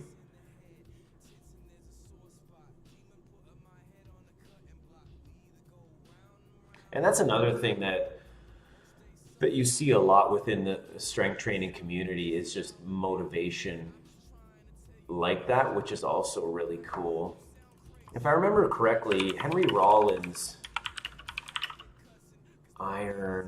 the iron is something article. It was an article.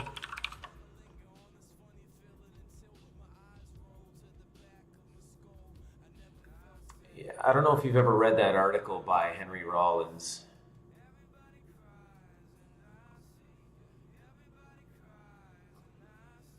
I think this is it, but it's called The Iron.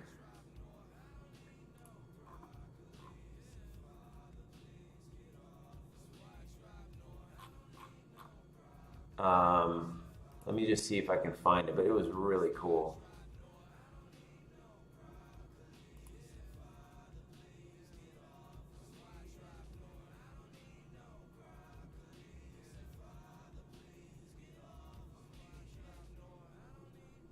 Oh, no way. That's by Shakespeare?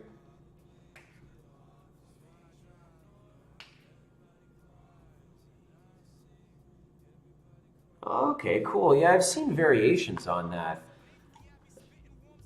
And I do like that. The love all trust few do harm unto no one. Oh, that's really neat. I didn't know that was Shakespeare.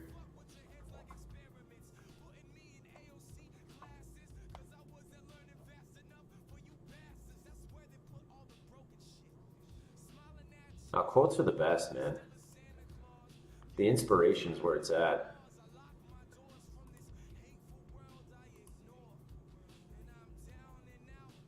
And that's why I've always, well, not always, that's why I really came to appreciate reading, especially literature. Because the amount of insight you can glean is just ridiculous. But I think it took becoming humble to really get there. To just kind of like accepting, like, listen, I really know nothing. And then the more you know, the less you actually know. Oh, well, oh yeah, this actually brings up Neil deGrasse Tyson's quote. I love this quote. It was, as the perimeter of our knowledge grows, so does the area of our ignorance. I think that's it.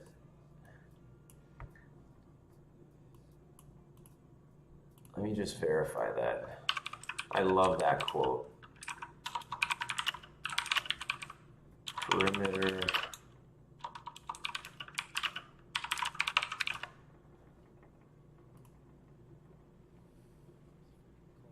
Okay, as the area of knowledge grows, so too does the perimeter of ignorance.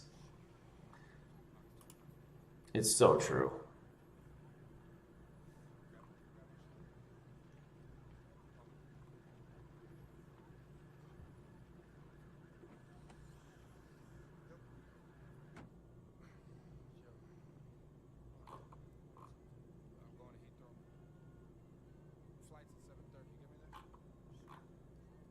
Ah, man, there's so many more that I'm not thinking of.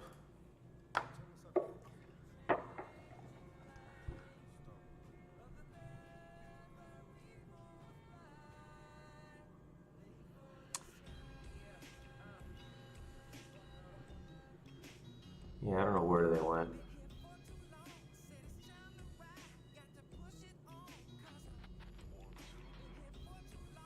But really, I mean, like, I think a lot comes down to being able to communicate, which is why I wrote, like, on screen there, the reading, writing, and speech line. Like, it's just, if you have an amazing ability to communicate, then you have so much power. And I don't mean power in that sense of, you know what I mean, that kind of like that sinister, like power over people, or power in a bad sense. I just mean when you have the ability to communicate, just the impact, anything you do, you will automatically become better at by being able to communicate effectively.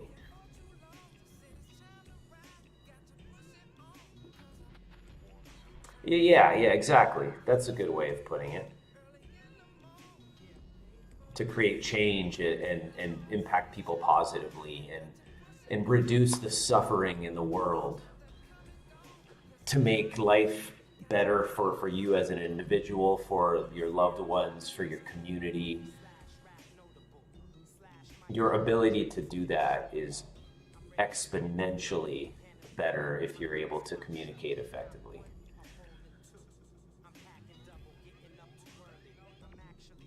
Oh yeah, it's an absolute miracle, language and communication, and the written word. Like, it's incredible.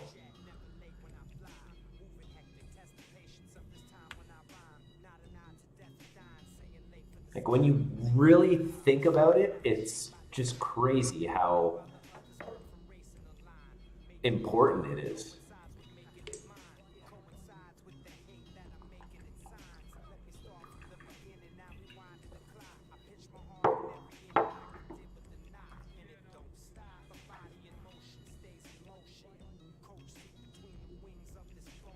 And the longevity too. I mean, the most effective communicators,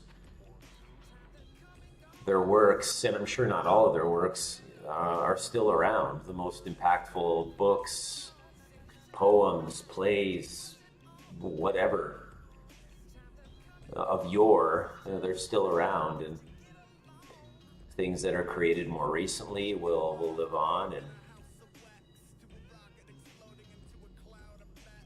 it'd be interesting to go back, or to go forward to 300 years from now, and see what type of footprint we're leaving in the digital age, and if it'll even be preserved.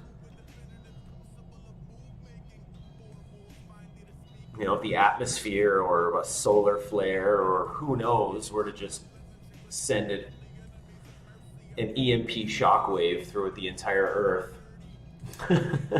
would everything that we have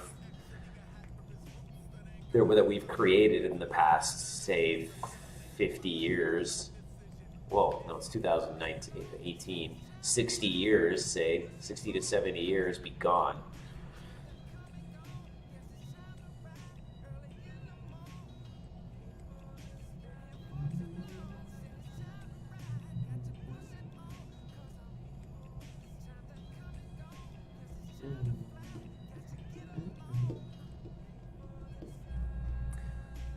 And that, my friend, is why life is beautiful. Talking about cool stuff.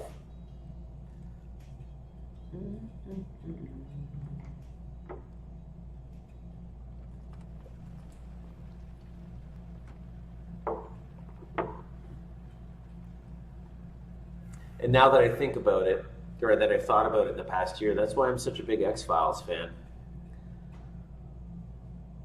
it asks the big questions. Not all of them, of course, but a good amount of them.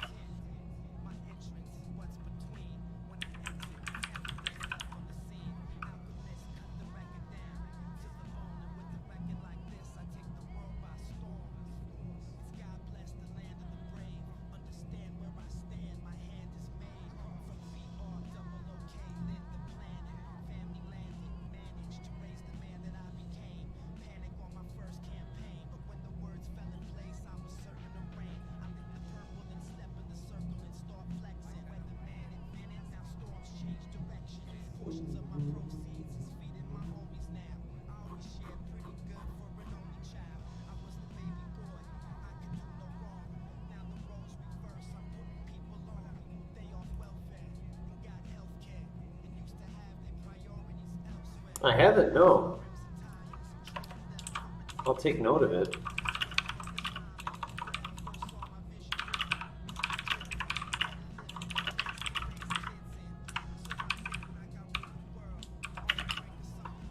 I'll just look up the author here.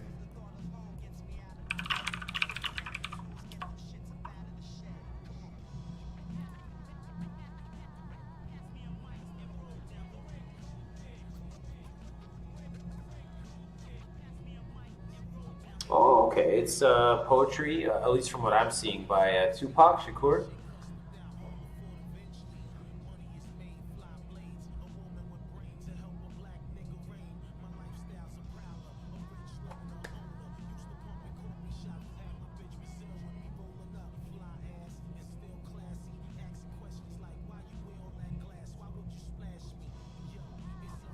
Awesome. Yeah, I think I'm just seeing that now. I'll check it out.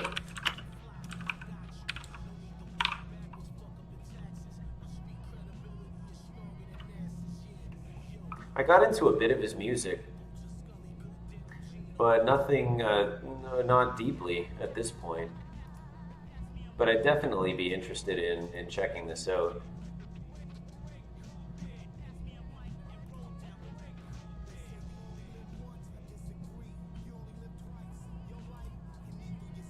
I mean, there's a guy, who knows what he would have went on to do. And that's the sad part in a lot of cases, right? But where people go early and you wonder, it's like, what else could have they contributed in this world? And how much have we missed out on?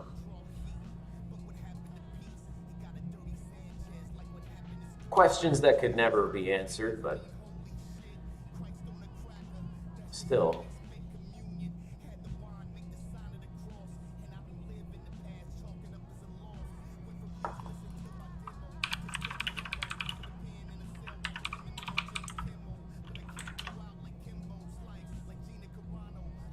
And poetry in general, I haven't gotten into too much. I think I mentioned it before, but I do have a book of Robert Frost's poetry, and Nothing Gold Can Stay by him is, I love that poem.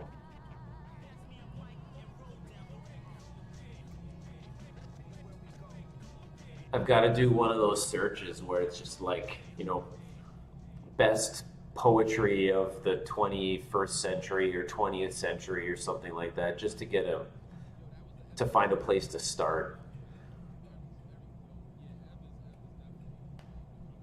Yeah, Nothing Gold Can Stay. I love that poem.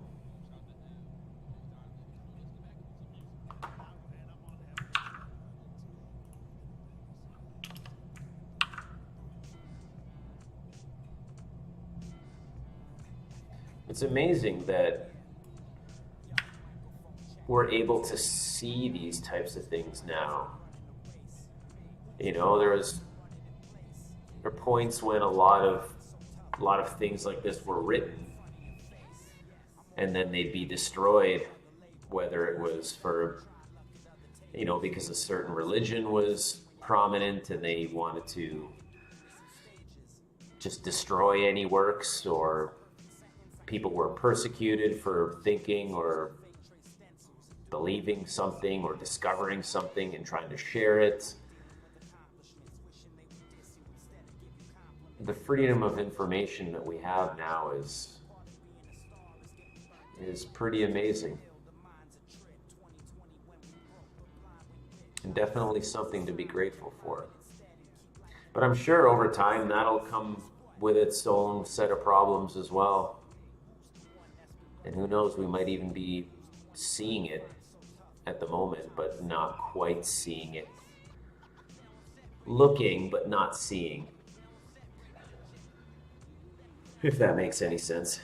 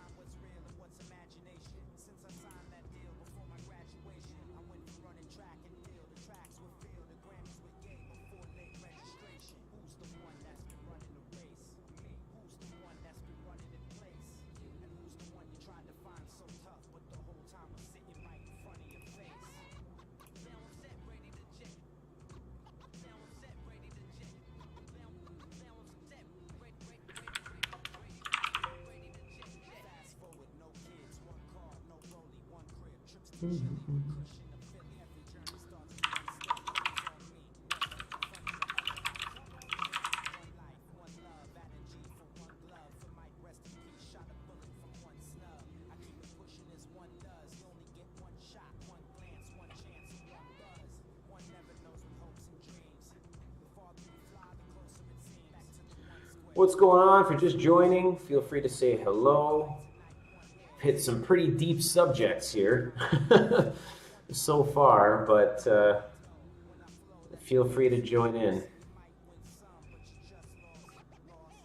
Oh, it's all good, man. You do what you need to do. I appreciate the good conversation. I appreciate you hanging out. It is all good.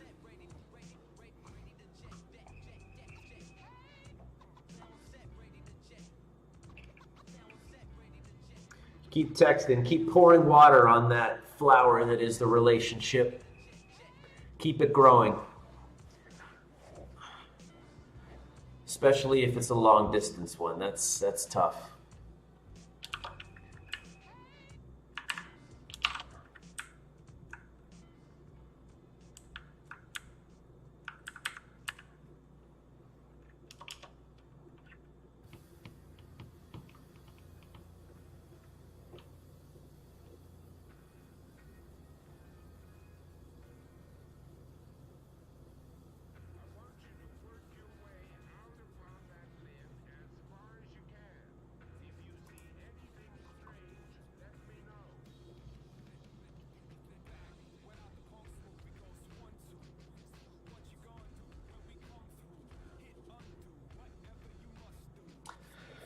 Still pretty fascinated by that. What we spoke about earlier with the bodyweight training being more conducive to isolation. That is really interesting. I'm going to ponder that.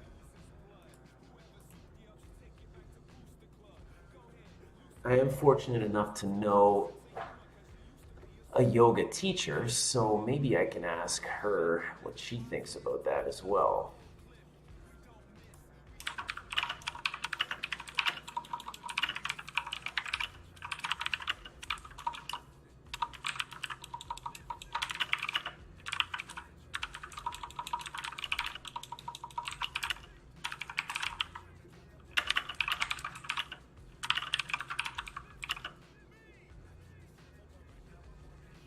I mean, at least in practice, like there's certainly communities built around about calisthenics and yoga and that kind of thing, but actually when practicing it, I wonder if it's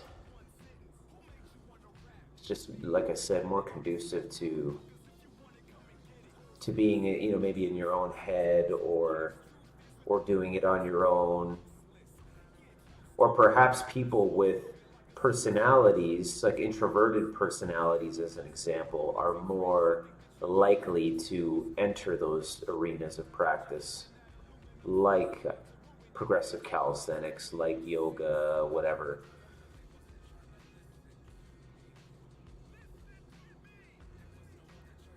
Hmm.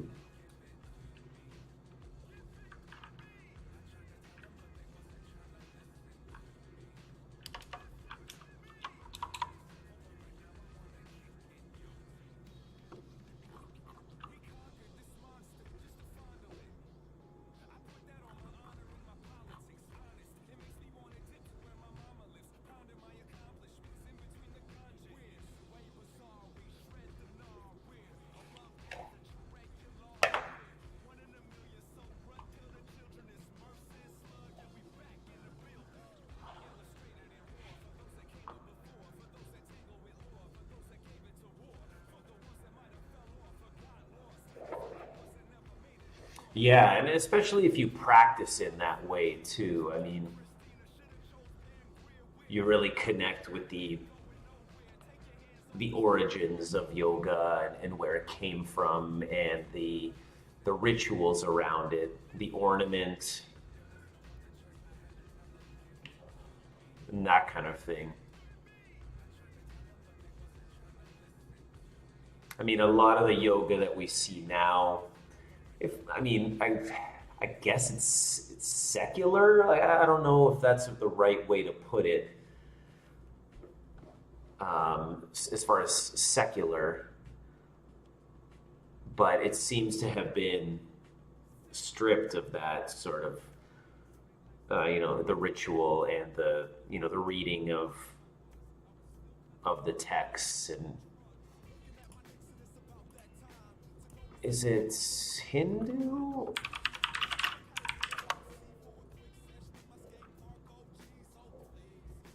Um,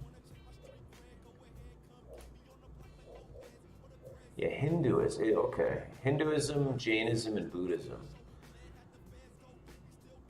At least what Mr. Google is saying. So yeah, I mean, it could be, I guess, a secularized version of yoga that we see mostly now. So depending on how you practice it, it could definitely be something that you pursue on your own.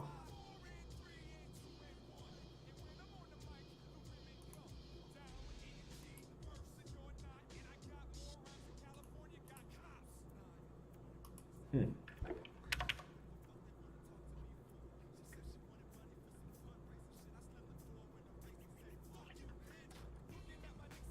So, I mean, for some, it's just about eliminating back pain. You know, something as simple as that, which is totally fine, right? That's, if it performs a certain function, hey, go for it.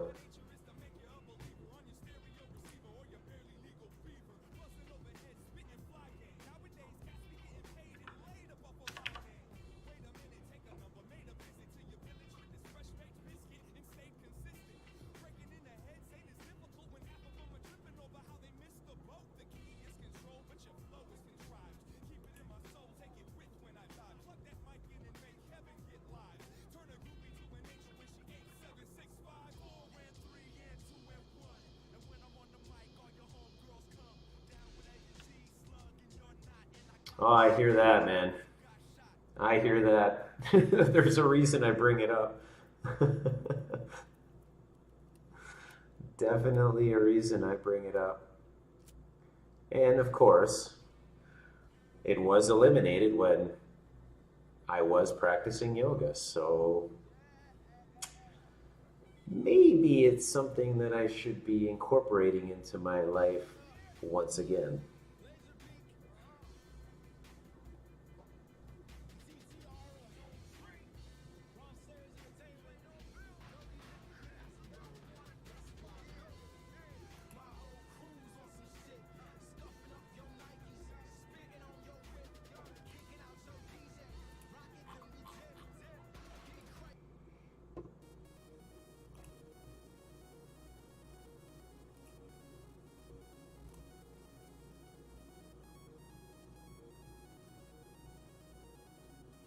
If you ever do audiobooks,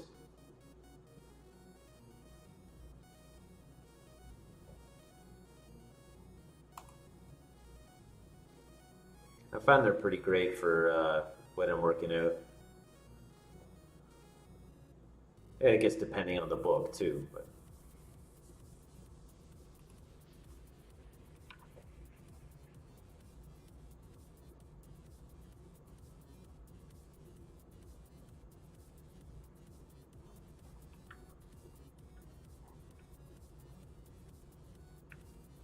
what's up? What's up? If you're just joining, feel free to say hello. Talking about a lot of different stuff here, from now back pain to philosophy to books to strength training, weightlifting, progressive calisthenics. So do say hello if you're so inclined. Otherwise, hang out and enjoy.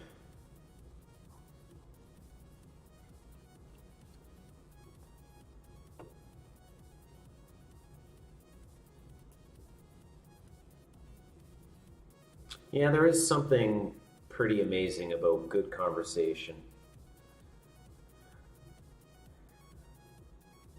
I drive a lot, so while I do listen to a lot of music, I do have audiobooks as well.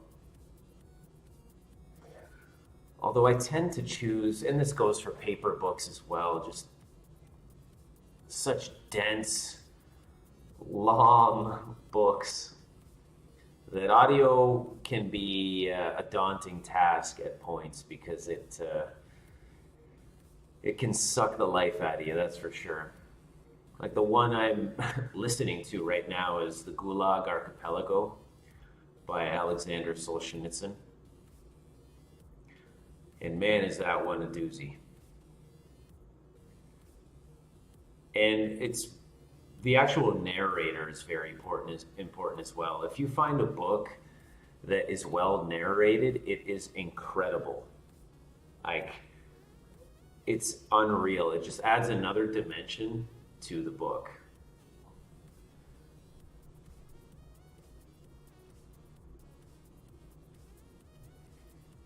But if, conversely, if you find one that's terrible, it absolutely ruins the experience.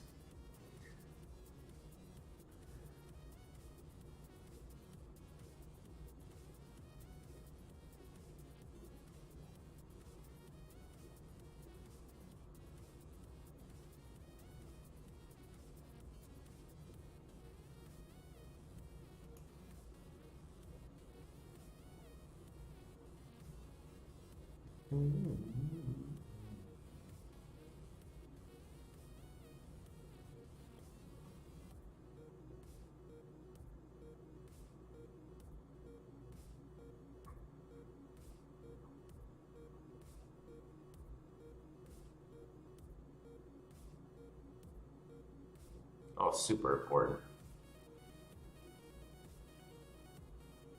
But it's a different medium. It's kind of like what you said, right? It's just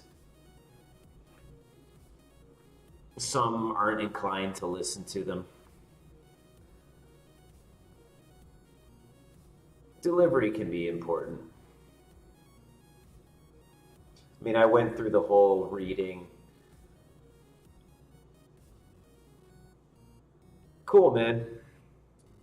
Like I said, thanks for stopping in. Great chatting.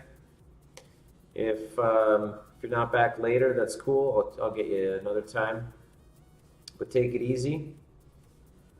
once again, do appreciate you stopping in and hanging out. And take it easy.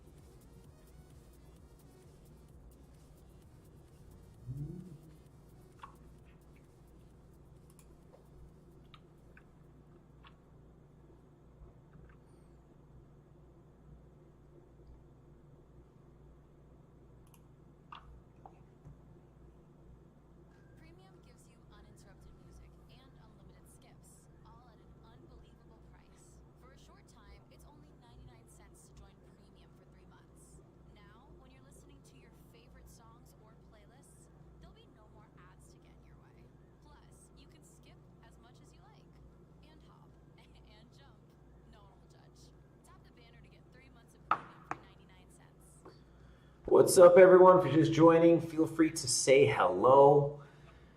Just having some good conversation around a lot of different things, all the way from, weight training, calisthenics, to philosophy, to female serial killers, to back pain. So once again, do say hello if you're so inclined. It'd be cool to chat. Otherwise, just, feel free to hang out, enjoy. Do have some content on screen there, books I'm currently reading, the quote of the stream, the word of the stream, that kind of thing. I do look out for really cool stuff in my reading, in my absorbing content out in the world, and I take note of it, and I do like to share it because it's pretty awesome. And then hope others out there can also appreciate and enjoy it. So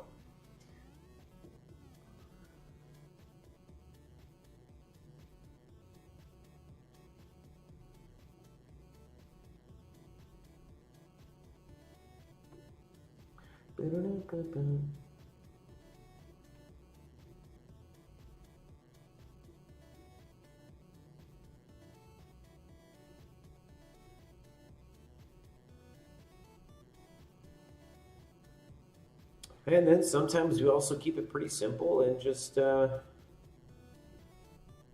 enjoy a good video game or two. Currently attempting a sub 4-hour Resident Evil 7 completion. So can get to that.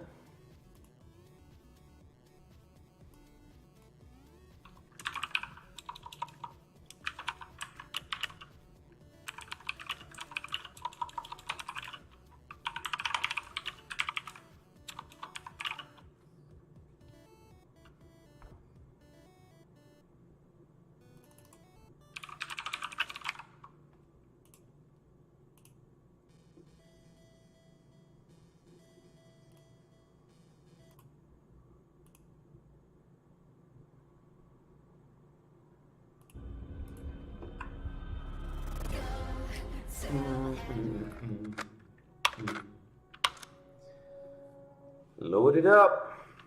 Got to refamiliarize myself with where I am.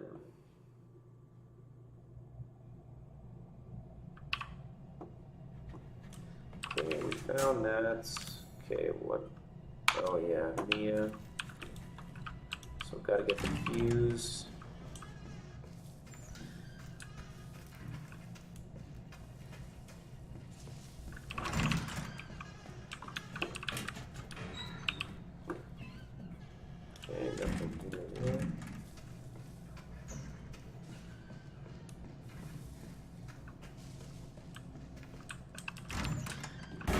Oh my goodness.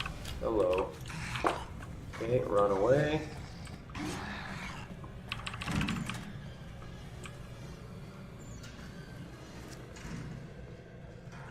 Get in here. Ow. Okay. That was quick. Wow.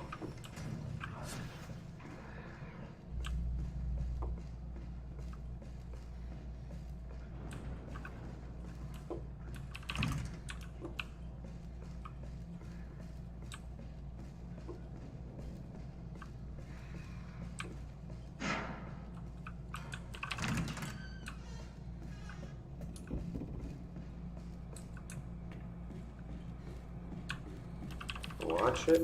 Yep, Watch. will do. What? Why?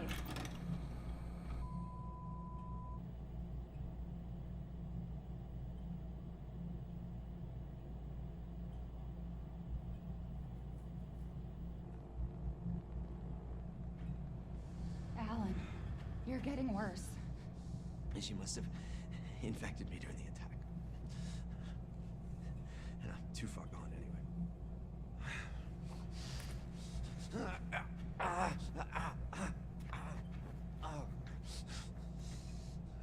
But it serves me right.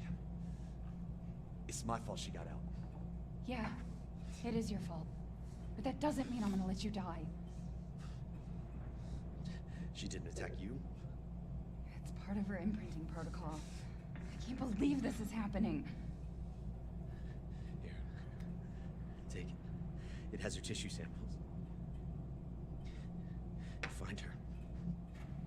You fix this. Okay, Evie, where are you?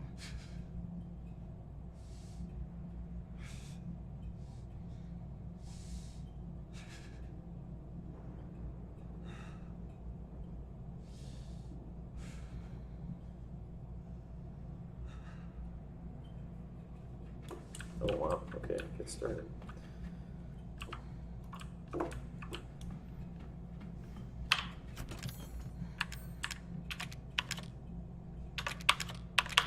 Infinite ammo in the machine gun. Oh my goodness. Oh my goodness. She's close. She's close.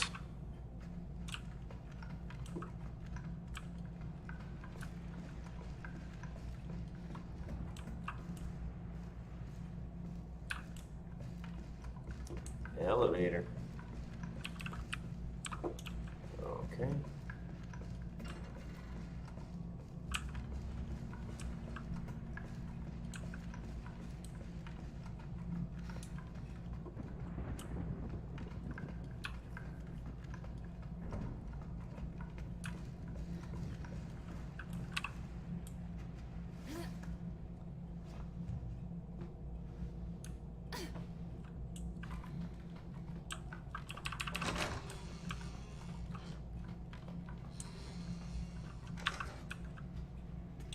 She's vomiting. Damn, I'll have to reset. How's it going? She's vomiting. Far more in excess of her body mass. Oh, great. We're gonna be seeing a lot more of her ugly friends if this keeps up. All right. We need to find her, and fast. This is getting out of hand. Agreed.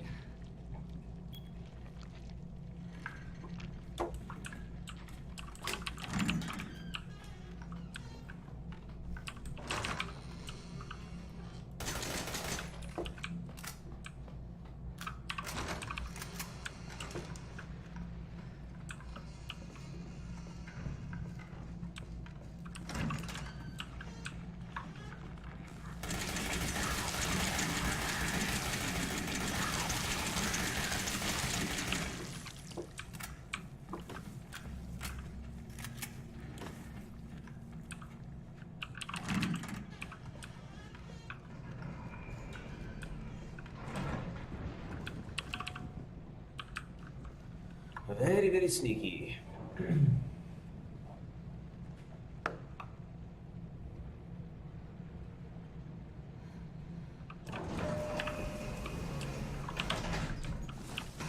Whoa.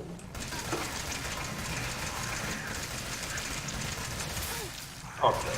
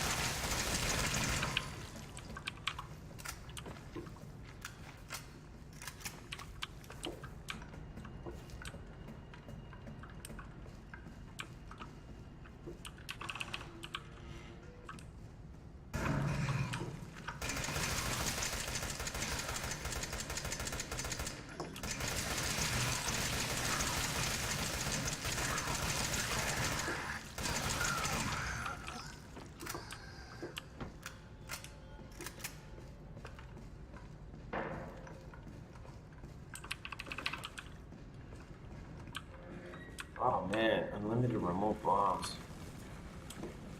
Madness.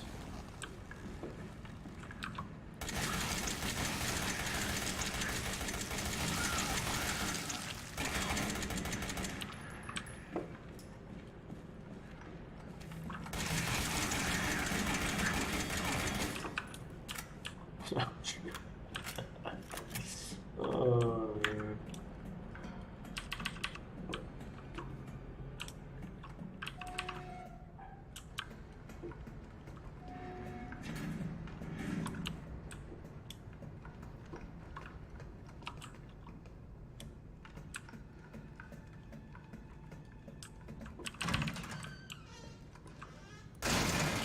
Herb? Oh.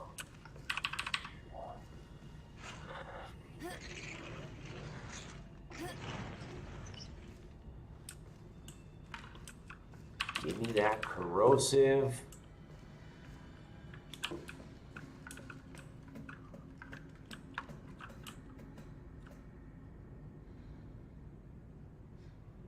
Whoa, she's getting farther.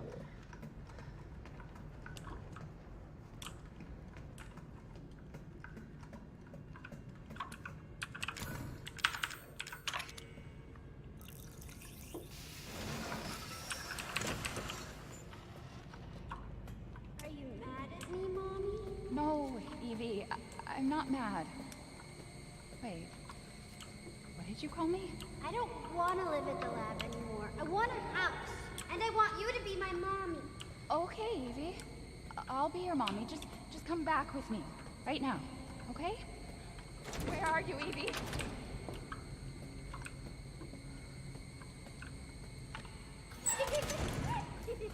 Evie, wait! Did you find her? Yes, but she ran off. She's making more friends, Alan. Those things are everywhere. I told you so. Are you okay? Just worry about getting enough of them back.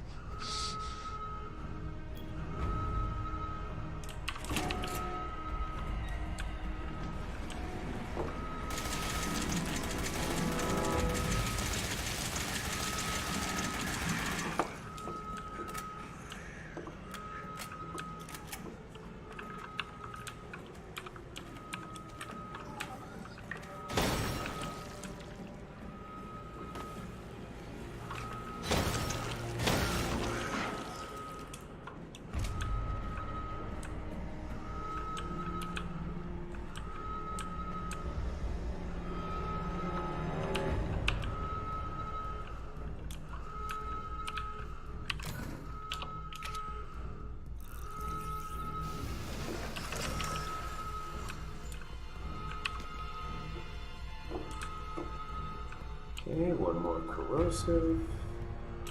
Ooh, herb. That's what I'm talking about.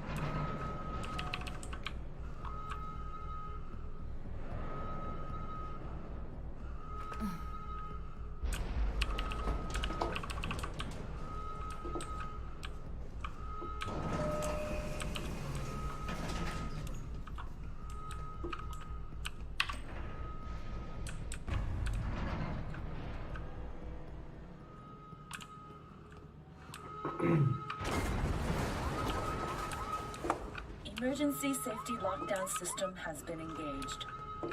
Awesome.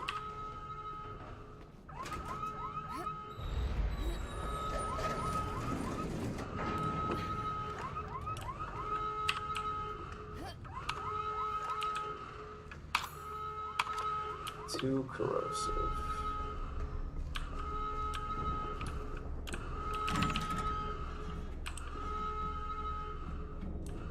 Herb. I like Herb. He's a good man. Holy mother.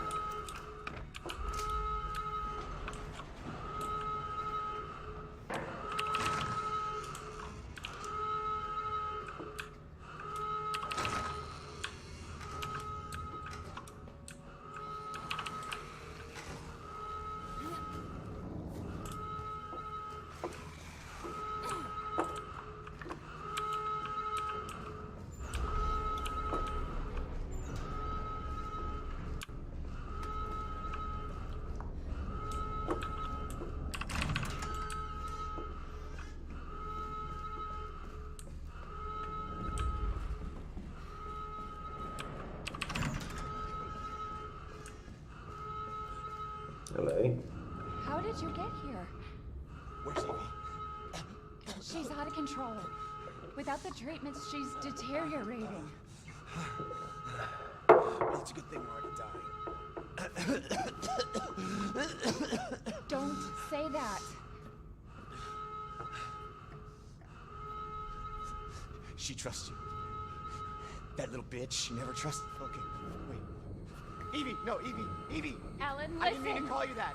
She's Evie, I trying didn't to mean- take I didn't mean- control. You have to fight her.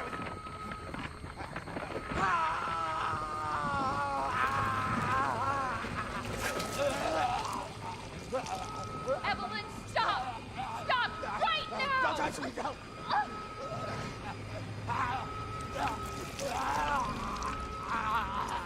Couple aspirin, he'll be fine.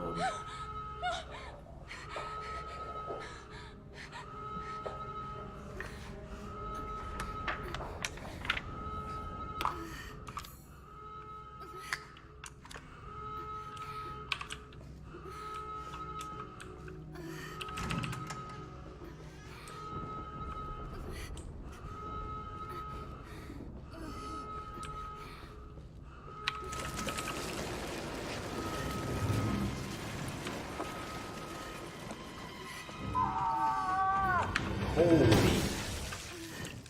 We'll be together forever.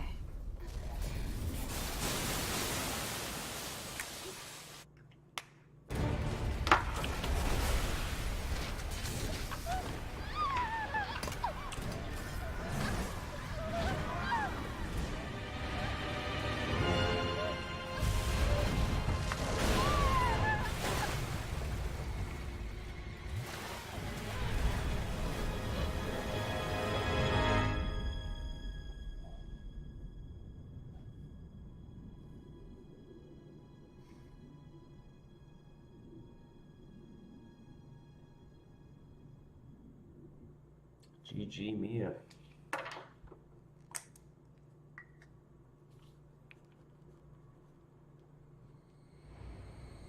Now do you remember?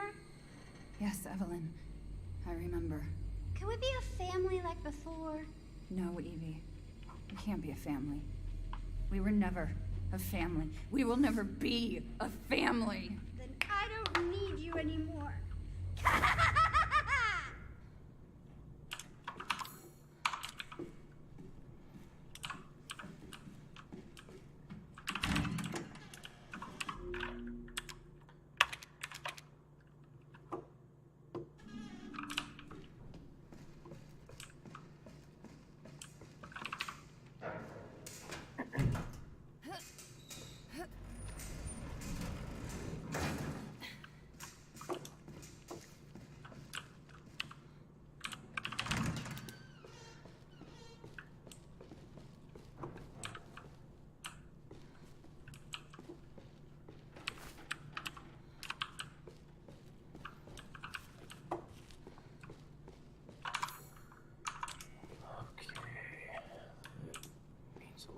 pick.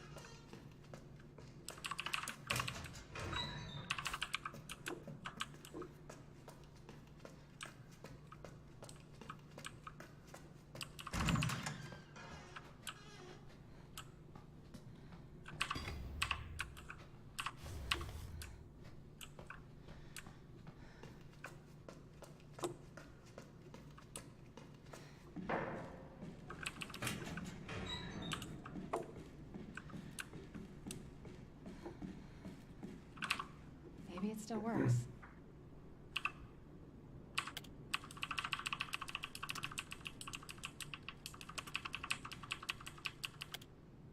Ethan. I hope I make it in time. Okay. Bottom level.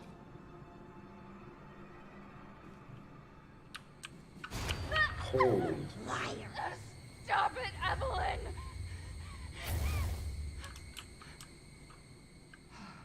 Fucking hallucinations. Where is she?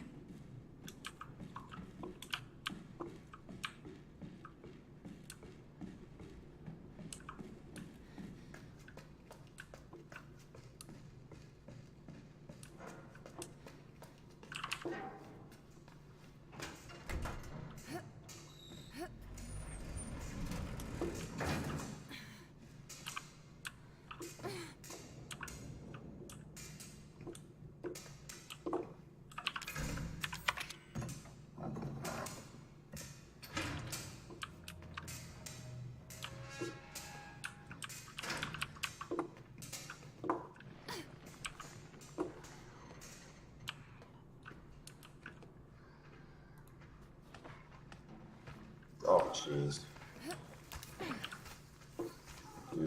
Oh, jeez.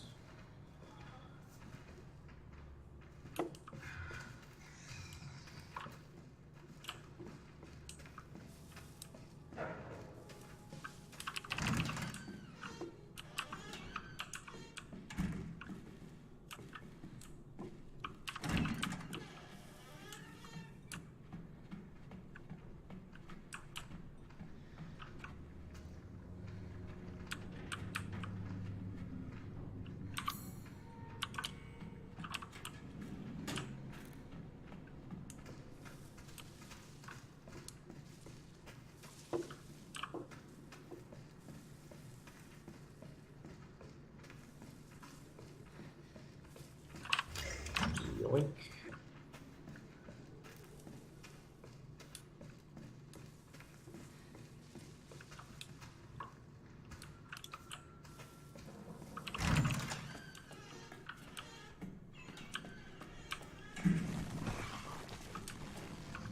Another way.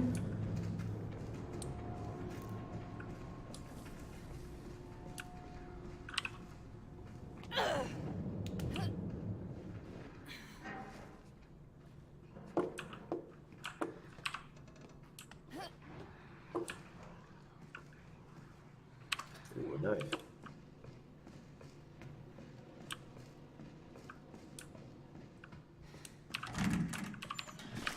Jeez. Oh, that was unpleasant.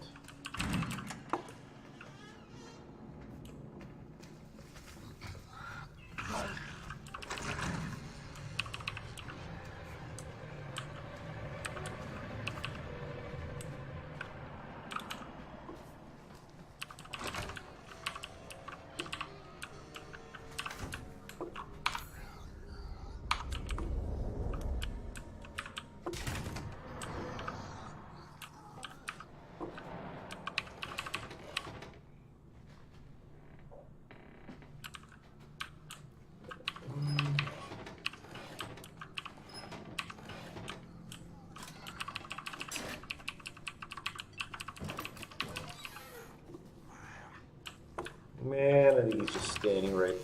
Okay.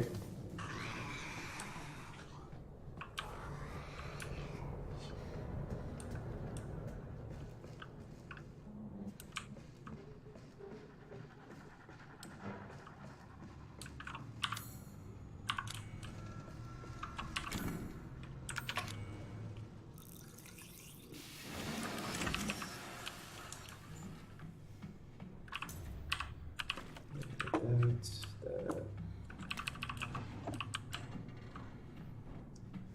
Gotta go up to the 4th floor.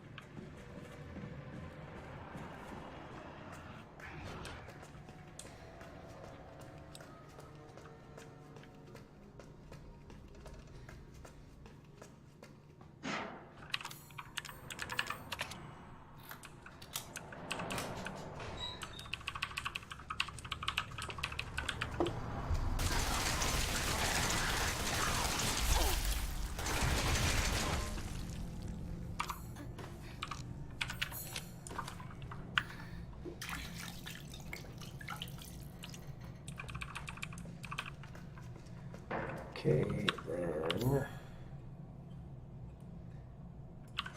3rd floor.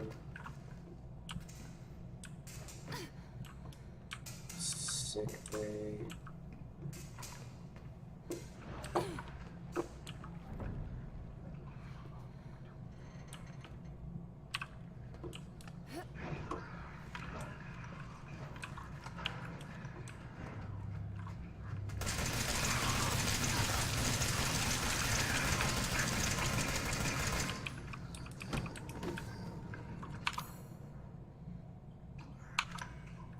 Oh, wait, I don't have the...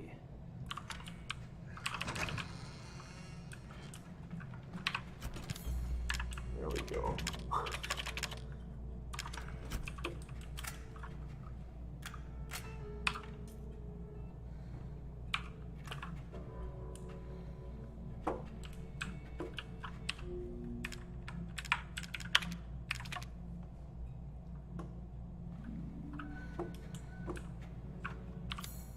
Okay, we good.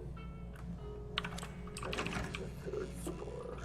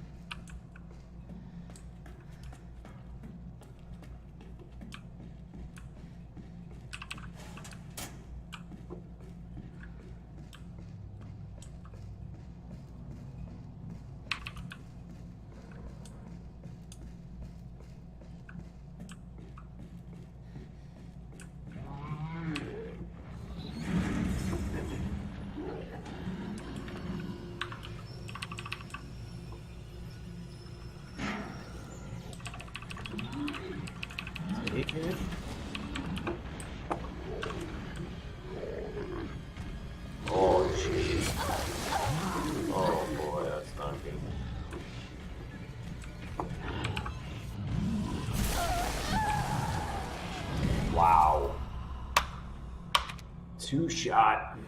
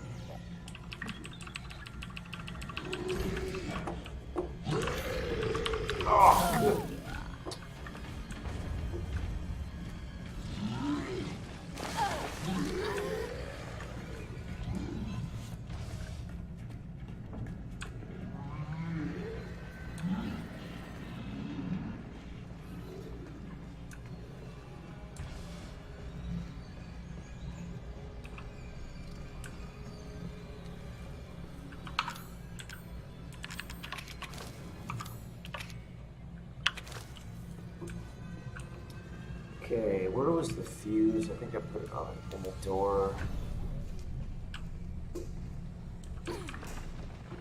The second floor? Oh no, I have it. Never mind.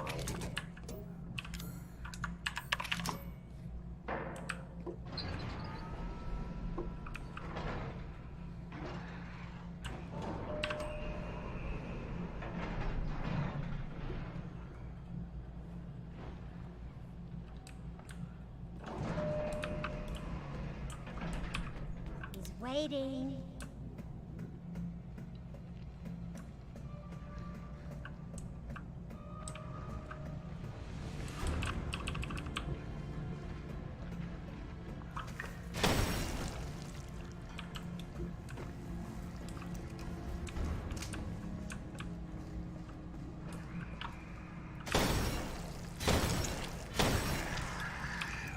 Woo. That was close.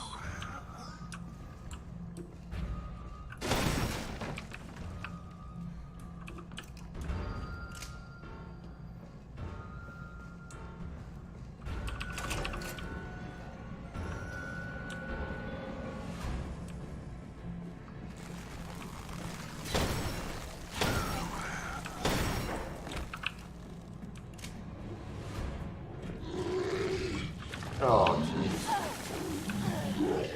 Not stand these guys.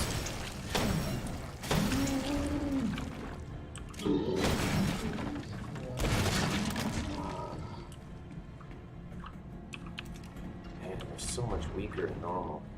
Ooh, that's good.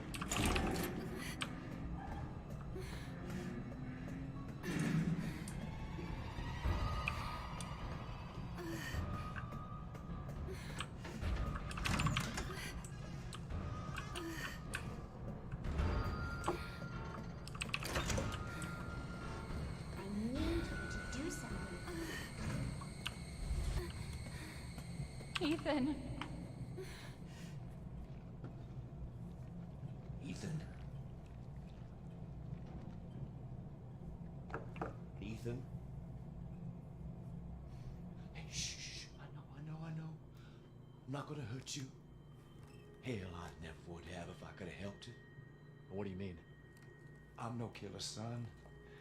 Neither is Marguerite, nor my boy Lucas, or even Zoe here. That girl, Evelyn, she did this. What the hell is she? Now, what did she do to you? She infected us with her gift. That's what she calls it. I found her near a busted out tank in the bayou. Everything changed after that. So she infects you and then she takes control? No. Not exactly, son. She just... She forces her way into your mind, your soul. You can't fight back. You are connected to her, and you can't resist the urge to... Oh, you're a different person after that. Just like me, huh? So Mia sent me that message because of Evelyn. Listen, the girl just wants a family of her own. She's the key. All right? You find her and you stop her. Ethan, free my family. Please. I got you, Jack.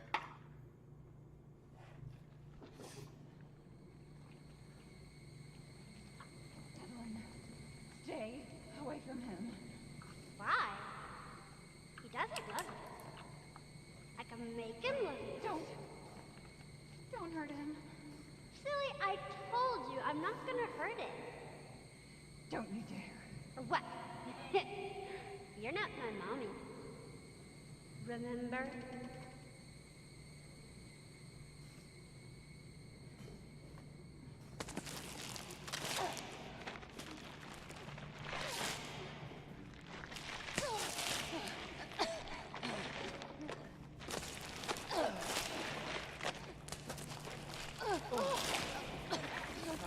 There's no time. Here, take this. What's this? I won't be able to resist for much longer.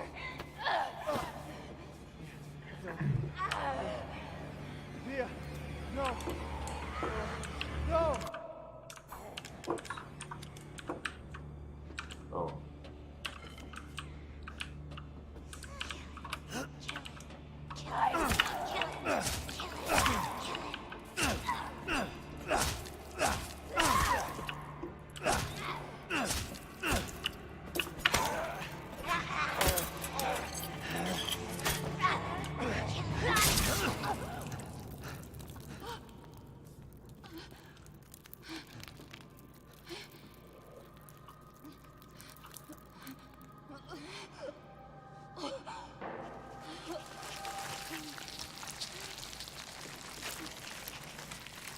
I'll go kill that bitch.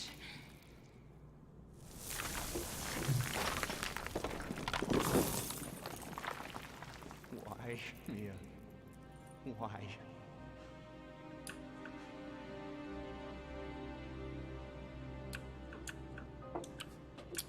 Sad days. That's where I came in. Bitch. Where the fuck are you?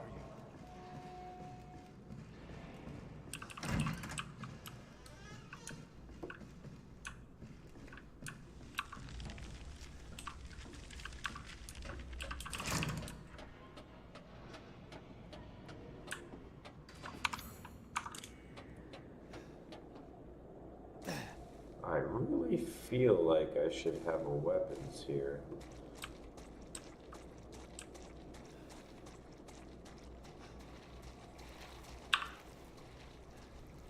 Oh no, maybe not. I gotta get in that shed first. That's right.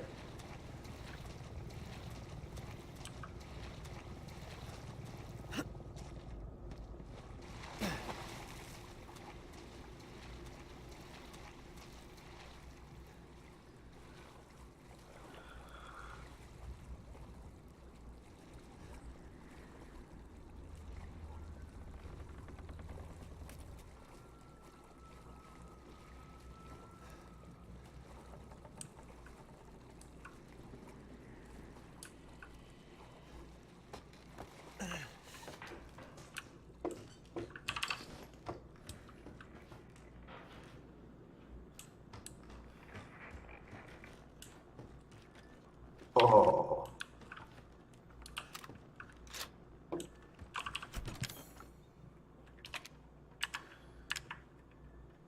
Okay, what do I want?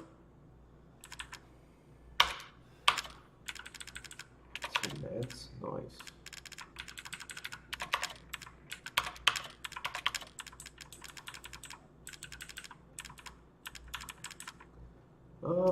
That's cool too.